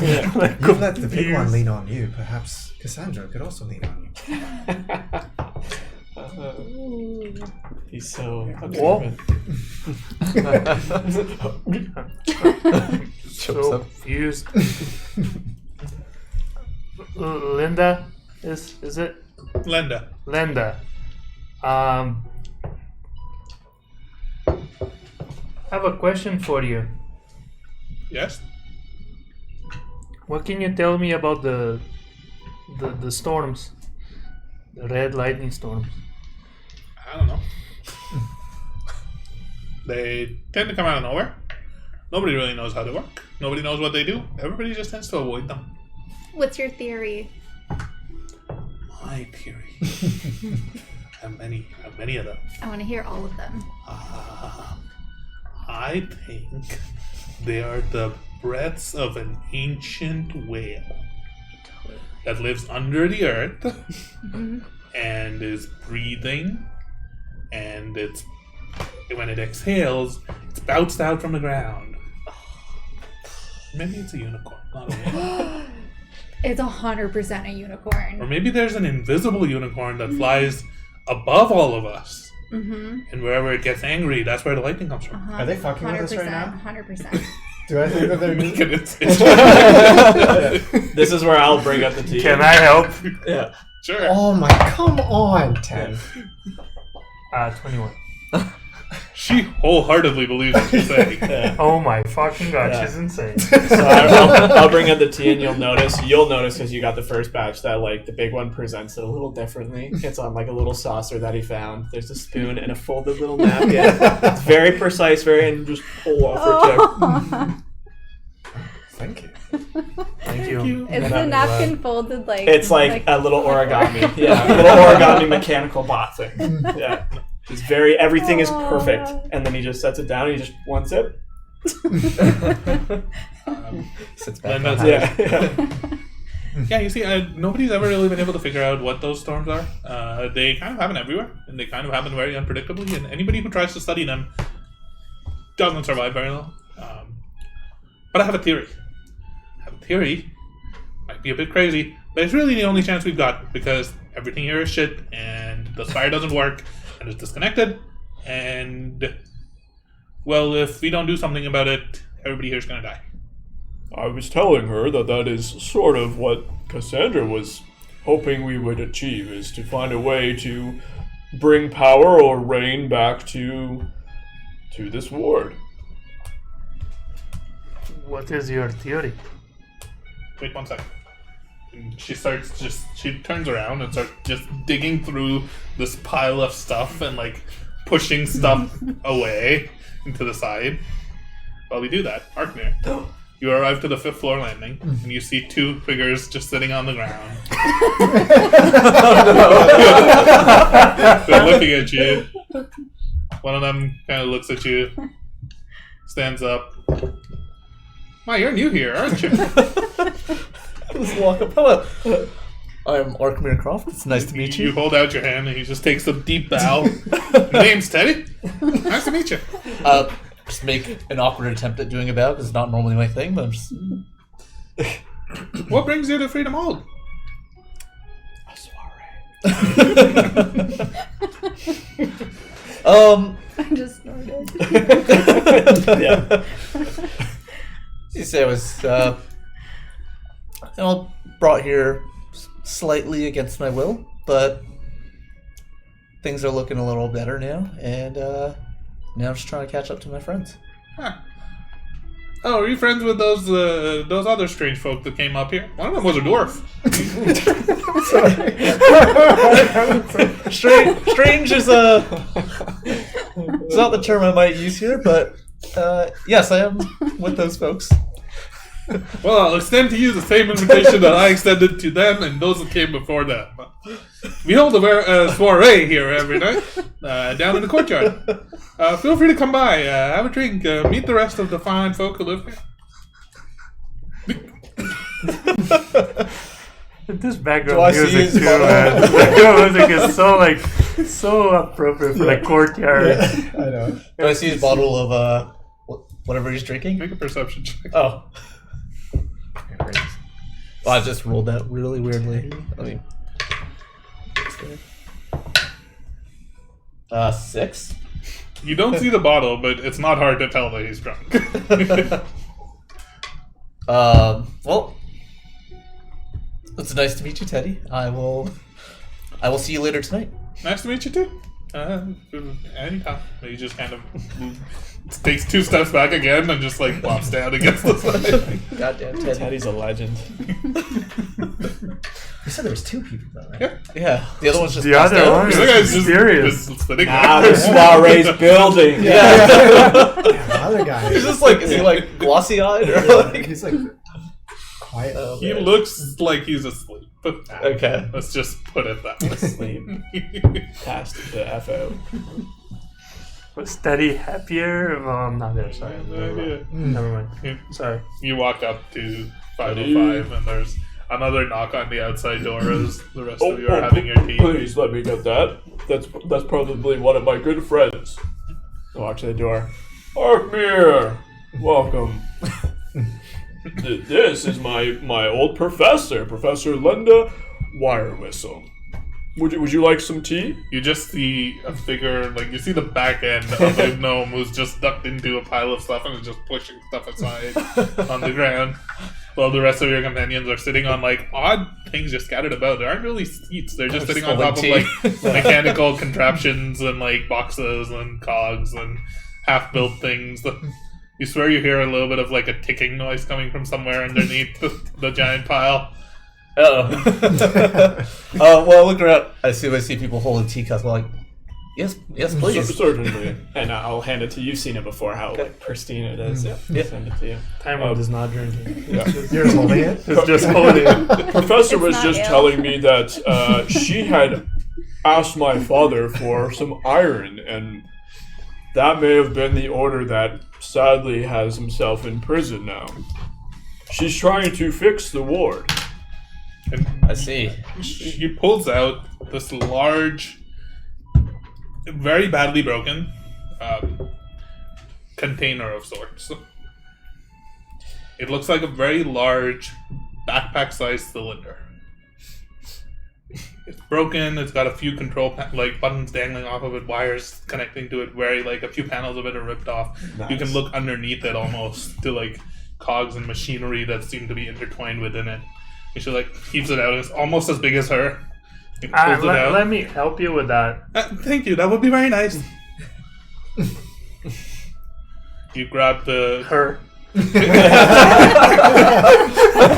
help her on the seat. She's just holding this giant backpack, and like a panel from it just like clangs out and like falls to the floor and makes like a little loud like. Do I recognize the cylinder?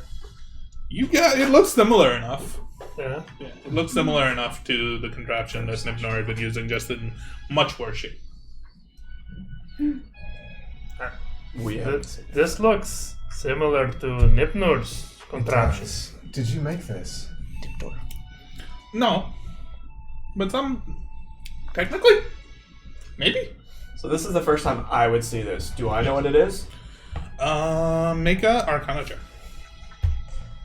Would I know what it is? You have no idea. That is a 23. Natural 19 plus 5. You've heard stories of 24. I can't math. That's hard. You've heard stories of devices that seem want to to match correct me. the schematics of this. didn't look this time. You recall seeing some schematics of something similar to this a long time ago. Many, many years ago. Your father had kind of designed it. So you have a bit of a general idea of how it works. Do I know? But you've never seen one of these in person. You're just trying to piece it together from your memory from like decades Gotcha. ago now. Yep, no, that's fine. You know that he was calling it the prototype repulsor cylinder.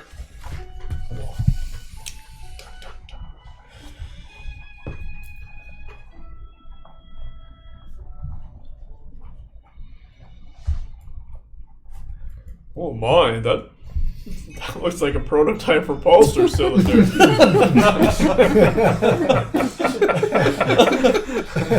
I don't say that. Yeah. Oh, that looks something like what my father used to work on. What is that, Professor? This is a very old relic. It is a piece of Magitech that we built a long time ago. And I honestly have just hung on to it for sentimental value, but now I think there could be a way. We could reverse wire this repulsor cylinder, make it into some sort of an attraction cylinder. You know, we could put this out in the path of the storms, Definitely. have it absorb some of the energy into its battery. You see, the battery, we normally charge the battery at any of these fire conduits, but obviously this fire conduit here doesn't work because they turned it off. Yep. And now I can't do anything here. If you're all confused, you notice that the big one just understands. This is him and his dad. Very interesting. So, you see, I think we might be able to, if I can repair this with some of the iron, Sure. some of the electro steel, actually, portions of it, the upper part, the magnetic flux part of this that I would need to build has to be made of iron. We need to be able to absorb this energy into the battery. Normally, we plug it in, it charges. Sure. But, Hold that thought. And I'm going to get up and leave. okay. And I'm going to go down towards the carts. Yeah. The rest of you who are still here. It'll take him a while to get back down to the cards. So Taimon is very confused and perplexed and a bit overwhelmed with the fast talking. But he's like, so, madam, your theory, the theory you were saying is that you can, if I understood anything of what you said, harvest energy I think from these storms? I think we can jury rig this cylinder, or others like it, and put them out in the path of the storms. Storms come, they pass over. We're nowhere near. Pass over, they go away.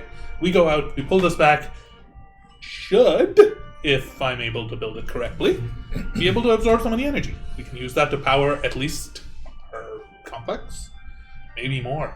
And then if you can figure out a way to get that to work, we can set out a whole array of these all around the ward. We wouldn't even need the spires. Fuck the spire. They disconnected us. That doesn't matter. We can have our own source of energy forever. I'm telling you, this could be big. If this works, I could be chief engineer. I could be the next chief engineer. We could build an entire network of these just around the Rift and Ring. Have you ever been close to one of the storms? Oh no. Nobody goes close to the storms. Do you know anyone who have? Nobody goes close to the storms.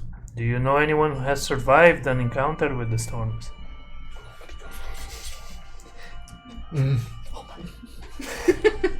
I don't. Nobody that I know of has ever risked it. I know one. She's not here, but I'm looking for her. Well, if you find her, let me know. I would really love to ask her some questions. I know someone that survived the storm. Oh.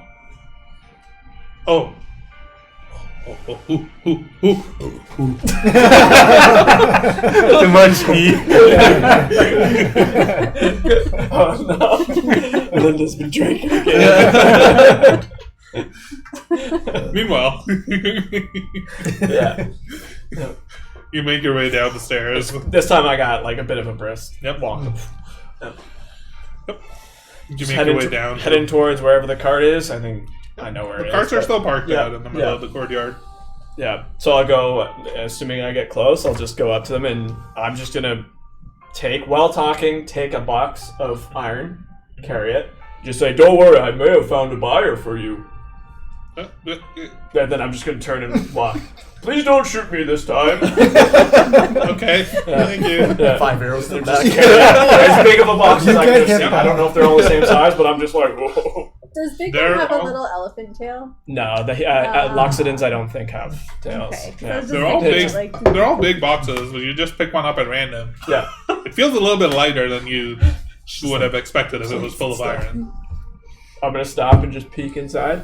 You peek inside, and there's just like wrapped bundles of things in this one. There's no bars. Right? I'll turn around. So I'm back. I'll put it back, and then I'll like You look for the heaviest. the box. heaviest one. Yeah. Yeah, you find the heaviest one. Yeah, okay. You lift it up, and Like you I've check, carried enough you check metal under and it. stuff. You can tell Yeah. that this is just solid. Like Yeah, we'll bars do of that. iron. So I'll just. Oh, I'll be back. I'll carry Okay. Yeah. Best of luck. Thank you. You start climbing up the stairs. Yeah. It's difficult carrying this giant box of I'll iron. stop every like 6 seconds. Oh, here we go. As you reach up to the top. No. Yeah. I'll see you at the soiree. Hey, you need any help with that? More than okay. Thank you. Good day. Good day. And then I'll just say, like, once I get to the door, I'll just, like, kind of kick it open and be very loud and just hit my head a little bit. Oh, excuse me.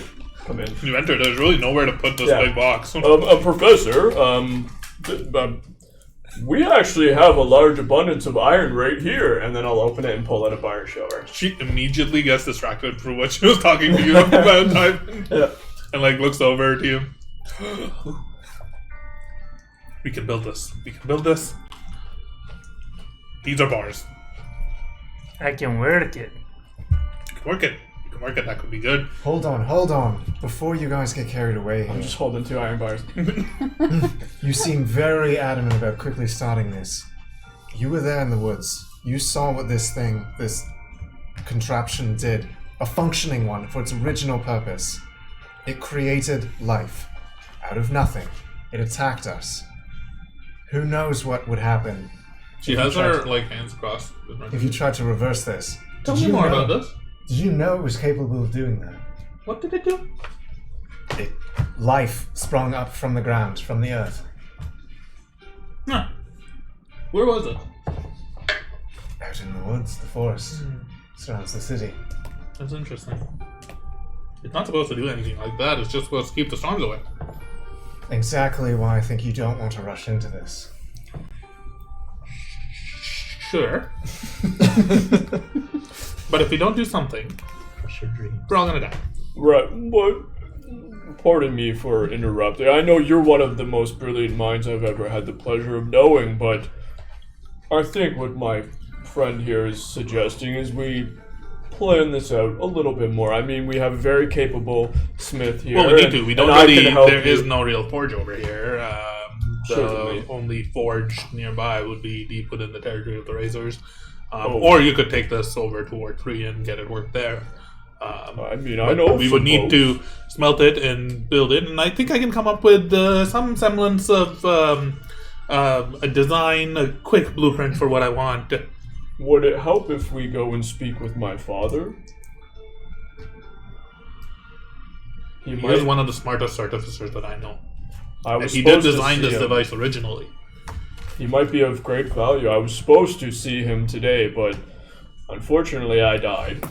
Well, I didn't die. Thankfully, my friends. These are very capable folks, and they helped me. But Arkmir and I were supposed to go visit my father in Ward 6, and then unfortunately, well, that's why we're here now. But perhaps we can go speak with him and see if he has any tips, or if he's free to go, he might be able to help us in this endeavor. I can write up a quick blueprint and proposal, Sure. and you can show it and have him run over it. And I think he would understand, though he is always very risk averse. Sure. But I think desperate times call for desperate measures. We want to get this right. I think there is a chance. If we can rejig this, if we can figure out a way to set this up in such a way that it draws the energy in, that it holds it, and then we can go out and safely retrieve it, could work. Especially, you see, they don't think I notice, but the storms over here, in this particular ward, they tend to filter over the other side of the rift. They think everybody else thinks that they don't, but I'm very sure that they do. They tend to reach in past the rift ring. That would be a perfect spot for us to set this. We don't even have to go through the fence. It's coming to us. It's a sign. It's gotta be a sign.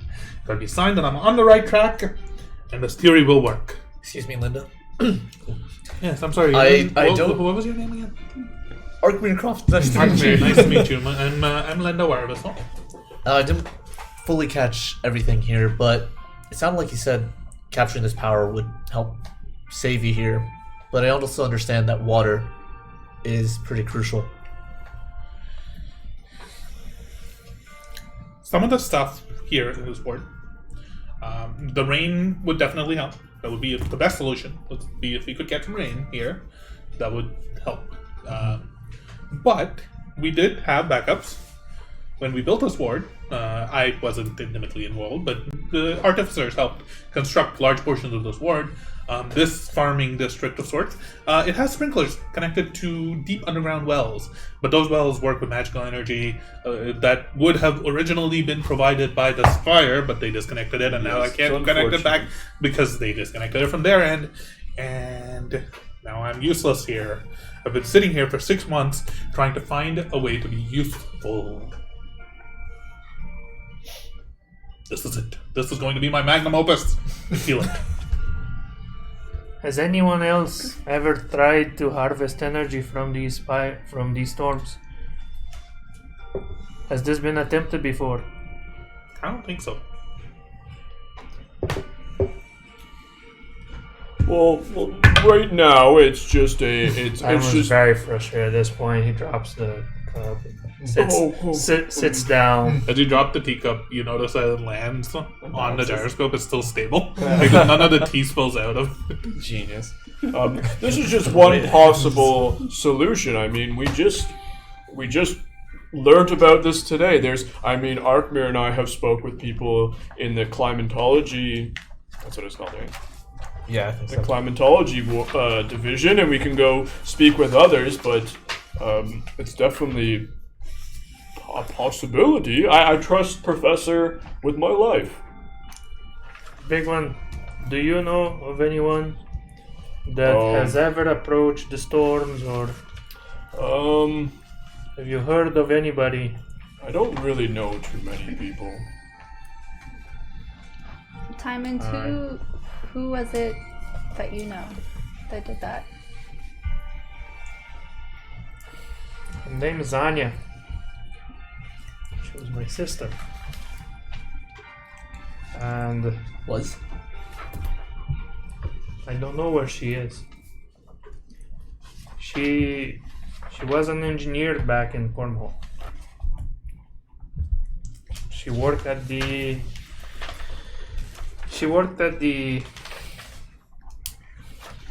Gilded Hall of Engineers of Combe Hall, and they had a long-standing project of harvesting energy from the storms. More specifically, my sister talked a lot about this rift deep inside the mountain. And one day she... Wait. You said there was a rift inside the mountain? Inside the mountain, aye. Where would it come from? There's no sky. Was it underground? I walked Anya there a couple of times. Never approached it too much, but it was a dangerous path. There was this one time we had a band of goblins attack us. It was an ugly fight. We lost a couple of friends. Very much like to see this place, if it is actually, because as far as we know, any tale of these rifts, it's always been big black clouds up above, rifts, lightning bolts falling, crashing from the sky. You see, we're mountain folk. We don't go outside much. Only a few small parties would go out for hunting or getting goats. But we're mountain folk. Cornhole is a safe haven inside the mountain. Yeah. There are a few people here from Cornwall. Oh, really? But I haven't really spoken to many of them in a long time. I've been here for 6 months in this ward, so I know there's a blacksmith in Ward 3. What's his name? Yeah. Don't remember his name. Rockbreaker. Resnod? Could have been the guy that we. I don't remember his name, but he had an apprentice who Faz- came out here in Ward 8. That's how I heard about him. Yeah. Wait. You can ask Yara if he's around. He used to work for him back in Ward 3. He came out here looking to start up his own shop. That clearly didn't work out very well. I'll look for him. But one day, Anya arrived home talking about the storms. How she had found out that the storms had similar properties of the rift, and she really wanted to check it out. So she organized a ranging party to go observe it. She waited for days at the Erie Gate, watching out for the clouds. Put together all the money that she had to organize the excursion. And you see Taiwan starts to grow a little more like restless and I think that's very useful information. And I'm very sorry for your loss, but well, we don't necessarily know she's lost yet. oh, she went out into the storms. I'm sorry for your loss. one came back. You mentioned this. And he came back different. Very different. How different? Came back old. His name How is old are we talking? His name is Felben. And I speak his name in Gnomish. Felbin. I know do that. remember a Felbin. He was a bit of a strange sort, so, even for artificers. Do I know that name? Because I speak gnome. So I would have heard that. You make a history check. Did you write it down? Nope. Because I would have been able to read it. Very much so. Can you read all languages? No, you've heard a lot of gnome names Gotcha. in the past. Like, you can't really pick it out. What's the damn last name? Regis Filbert. Wobblefall. I remember Wobblefall. Wobblefall. Wabafet. I think I might have taught him, but I don't remember. The name sounds familiar, though. I would ask around. For if anybody remembers him by his last name. Most of the gnomes here, they have family. If he was part of the family, he would. Aye, his father was one of the teachers at the Gilded Hall of. That's where I've heard his name before. He was the teacher of. He taught magnetic resonance, I think. Do you remember taking that class? You didn't take magnetic resonance. Certainly. You think magnetic resonance? Yeah, is a little bit, I'm thinking like it's not. It's a little bit of strange voodoo. It's not something that's necessary. It's just a bird course. yeah. Magnetic resonance. Resonance. Doesn't ring a bell. Anyway, he lives in Ward 1. Let me see if I can pull out my. And she dives back into the pile of things. Well, as you might know, I'm from Ward 1, and again, it seems like it keeps coming back to this, but we have a lot of things we need to speak to my father about. I'm sure he would be more than happy to answer any questions about these folks that you were bringing up.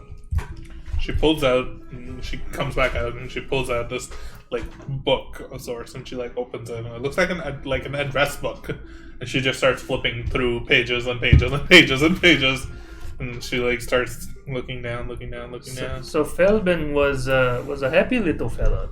He was Anya's best friend growing up. Yeah. And he would come to the house, and they would tinker all afternoon in her little lab. Yeah, that sounds about right. He would bring some strange contraptions that they would pull apart and take away and try and experiment all day. Very bit of an odd duck, kind of like Anya herself. Yeah, I think there's. I'm trying to remember. I think I remember now. He and his wife got divorced, and his wife left, and they might have moved to Cornhall. He might still be here. His father is the professor of magnetic resonance. I think he had a very unhappy marriage. Maybe we can set him up with Cassandra. I know very little of him. He was Anya's master at the Gilded Hall. Yes. You're looking for if my notes here are correct, and they might be a bit old. You're looking for 27 Mingni Street. 27 Mingni Street. I didn't spell that right. Doesn't I spelled out how I pronounce it? Mingni. Oh, I put Ming-Ni. Yeah. I had EE instead of I. Had ME at the end. I'm gonna keep it Ming-Me Street. It's near the prime conduit. You go there. Can you tell them to reconnect our spire? We can certainly try. She pouts a little bit. That was in Ward 1. So young Felben was part of the excursion with Anya. Most in the excursion died. We saw the remnants. Some disappeared. Anya disappeared. Felben came back. But Felben came back an old, frail gnome. That's interesting. You see, I understand He what was you're very saying. disturbed. I understand all of that. It must be very disturbing to be aged suddenly. What's it sudden? I don't know. My area of expertise was never really around this. Lightning rifts and these storms. I just happened to be the only artificer. Well, now there's two of us here, but I happen to be the only artificer here, and I need to find a way to keep these people alive. Lady, I understand your priorities. Yanawak, his father, he designed this repulsor cylinder. His area of expertise has very much always been these storms, so I do recommend asking him. He might have some more insights, some more suggestions as to what could have happened there. to me, it all sounds a little bit crazy, and as much as I would love to study it right now, kind of on a time crunch. And I have this theory, you see, and I really want to see if this theory works. So, I'm going to get to work on making these schematics. I trust if you all want some tea, you can make some tea. I'll be right here. Well, Starts to sorry, turn. before you dig into your work, I plan on going to find my father before anything else tomorrow. Without rushing you, I want you to take your time, but will you have these blueprints, or would you like me to try and bring my father here, or... I will work all night and I will have these No, blueprints. no, please, that's I not... will work all night and I will have these blueprints to you. This is not for me or Yes, for Professor. you. It's for the rest of this ward, and maybe a little bit for me. Well, we appreciate that, but it's not necessary. Regardless of whether the blueprints were ready or not, I don't think bringing your father to this ward is a good idea. Yes, it seems like he's already been in quite a bit of trouble. But we need to find him first. Do tell him I'm sorry for that. If my request put him in through any... It seems like it was all for good intentions, so sadly there's been some misunderstandings, and I hope it's already been past when we were supposed to see him, so hopefully he's there or he's in safe hands and we can talk to him. Oh. I just remembered. And she closes her eyes, and you see her performing some weird gestures with her hands, and she speaks to herself. Yes. Yeah. Okay. Your father's good. He's back home. Oh my! Well, but you just forgive me, but you just spoke with him? Yes. Wow. So he's back in Ward 1? Yeah, he's back at home. That's great. We can go there tomorrow and speak with him. Have I? you What she trust did? Have I seen something like that before? I have no reason not to. I don't know if it's a legit question. Make an Arcana check. Yeah. I don't know what she just did. Cat. Oh, 19. You haven't seen anybody do it particularly like that. Okay. But you do know there are ways for to magically communicate with Right. people. Okay. Yeah. She didn't do any of that. Actually, she didn't make any hand gestures. She kind of just Eyes went like. she closed her eyes for a moment and We know how spells concentrated. work. And there was like a general like billowing of air around her. It was not really like super noticeable, but it was particularly with all the smoke and the soot on the ground. You can see that there's made it been like a more- little bit of a like it's scattered out a little bit. So But do it you wasn't ask Big anything- One that? Oh yeah. Yeah. So, do you trust her? To be honest, I'm not quite sure what just happened. Your father was also once a professor at the academy. I'm sure you know Yes, that. for sure. Almost everybody who worked there at some point, we have ways of communicating with each other. If we're within a small radius, like the I sticky. put my hand up to. Can you teach me that at some point? It comes with age and experience. Oh, maybe one day. Maybe one day. It's not something that we simply teach people at the academy either. I'm not sure if it's something that the professors have come up with. If it's some kind of device, they tinker with a lot of interesting things. But I have. Yes, it is. Yes. I have seen people before do this type of magic before, speak across large distances, so This is a bit more permanent than that. whether or not, It's kind of You trust her? in here. sure. She jabs at her head and like almost knocks her head a little bit. Perhaps she has a device in her head. I wouldn't be surprised at this point. Well, that makes looking for him a lot easier. Perhaps. I might be able to reach out to him again tomorrow to tell him that you are coming. Is there any other message that you want to... Yes, just please tell him I can that. only reach out to him once a day. Certainly. Please just tell him that I miss him and I love him and we'll be back soon. Tell him to stay at home. and then tell him to stay at home. Maybe before you say I miss him. Okay. That's Tell you what, That's more you can write that down and give it to me, and I'll tell him when I give you the blueprints. And it's And like, she if turns anybody's around. watching me, right? It's like very kid-like, big block letters, and I'm holding a very small-looking pen in my hand. Like some letters are backwards. Yeah. It's, And she turns around and gets back to work on her workbench. Before you go, there's a Turns dress back you around. gave. There's a dress you gave me. Who do I talk to? Is it another Wobbuffel? Yes. His name is Snad. Snad. Do I know where that location is? Yeah. I You know can- it's in Ward 1. It's can near the certainly spire. get you It's like to that address. Probably 2 blocks away from the Gotcha. conduit. Easy. On Ward 1? Yeah, that's where I'm from. I can definitely get you to that address. Snad Wobbuffel? Yep. Wobble Fall? What the fuck? What a name. We probably should not disrupt the professor anymore. Perhaps, Cassandra offered us a place to sleep and eat. It's getting a little late. Perhaps we go. Eagles put- Again, I'm quite tired. Well, big one, sorry. Just as a matter of business, have Sure. we thought about how Yavno will get paid for this?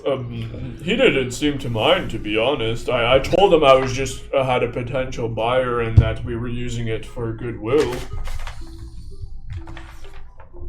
Well, I'll leave that to you.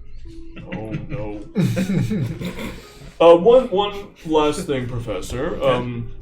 I admire your workshop. I'm in the process of finalizing a project all on my own without the help of my father, and I don't want to trouble you, but would you happen to have a gem of some sort? I could pay you for it if you do. You know the ones I'm talking about.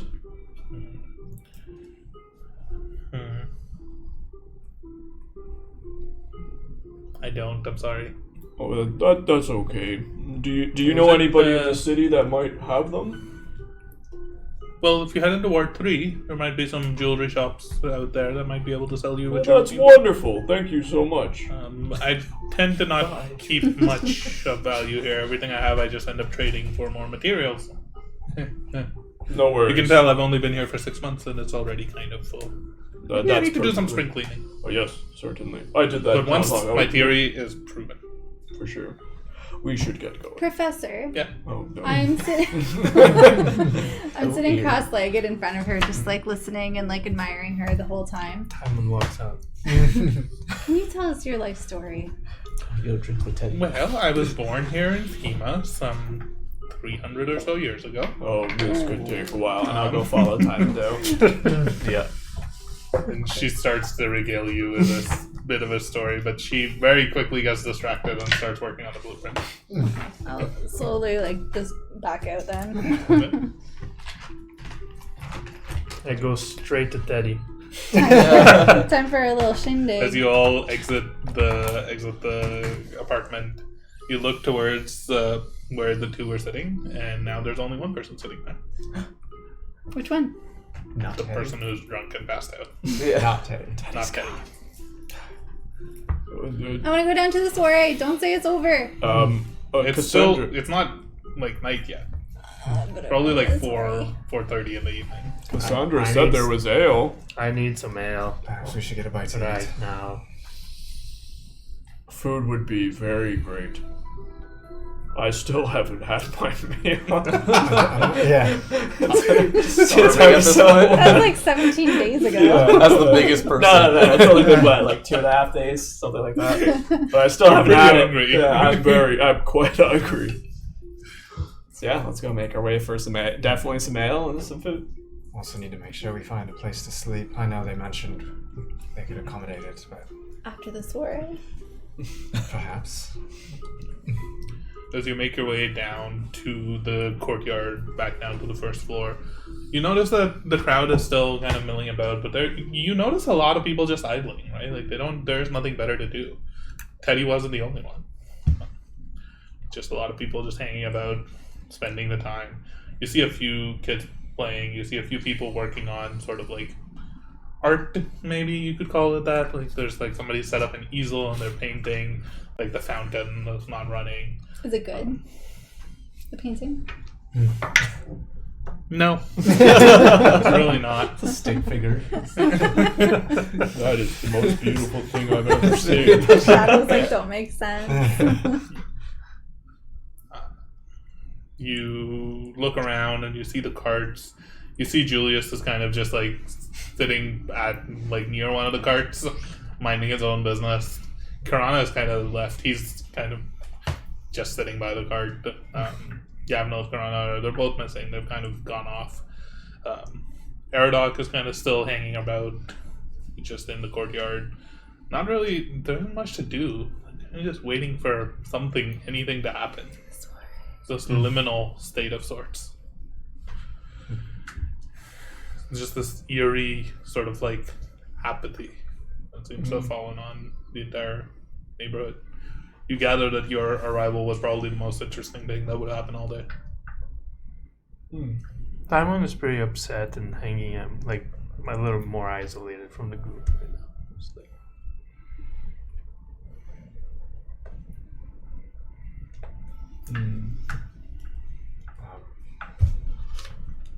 Yes, yeah, I probably would just look for where, I don't know if they, like, as a part of the apartments, there's like a tavern or a place that, like, a general... It's easy enough to find. There's like an empty keg that's sitting outside one of the doors. And the door is open. You'll take out your steak, please. And you, as you look inside, you can see that inside there's just been a few tables that have been put together. There's like a couple of people sitting at the tables playing cards. Karana is sitting there. There's another dwarf sitting across from her. There's a taller, like tiefling sitting across, like at the table, and they're just playing cards. There's like a small table that's been set up in the back, and there's like a couple of kegs stacked on top of each other. It's just like a makeshift bar, like a speakeasy lounge type place. There's an empty table off.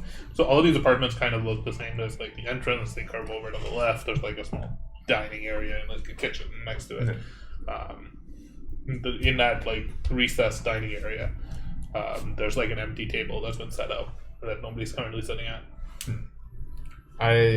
As soon as I walk in, I just walk straight over to like barkeep or whoever's kind of like behind the bar or whatever, and just walk over and just say, "Excuse me, could I trouble you for an ale of some kind?" Sure. He like turns around, takes out this mug. And you can see that all of the mugs look very different. They're all like scattered from like different brands and different makes. Okay. She grabs one and like starts pouring out a drink. Yeah. Hands it to you. I have 2 copper ready. Yep. I have no idea if that's what it is, but I have 2 copper ready. She takes it. Yeah. Thank you.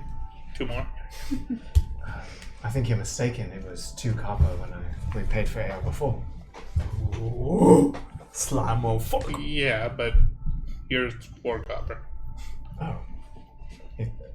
The ale costs different amounts in different places. Yeah, Why? because there's less of it here. Oh. Okay. You're not from around here, are you?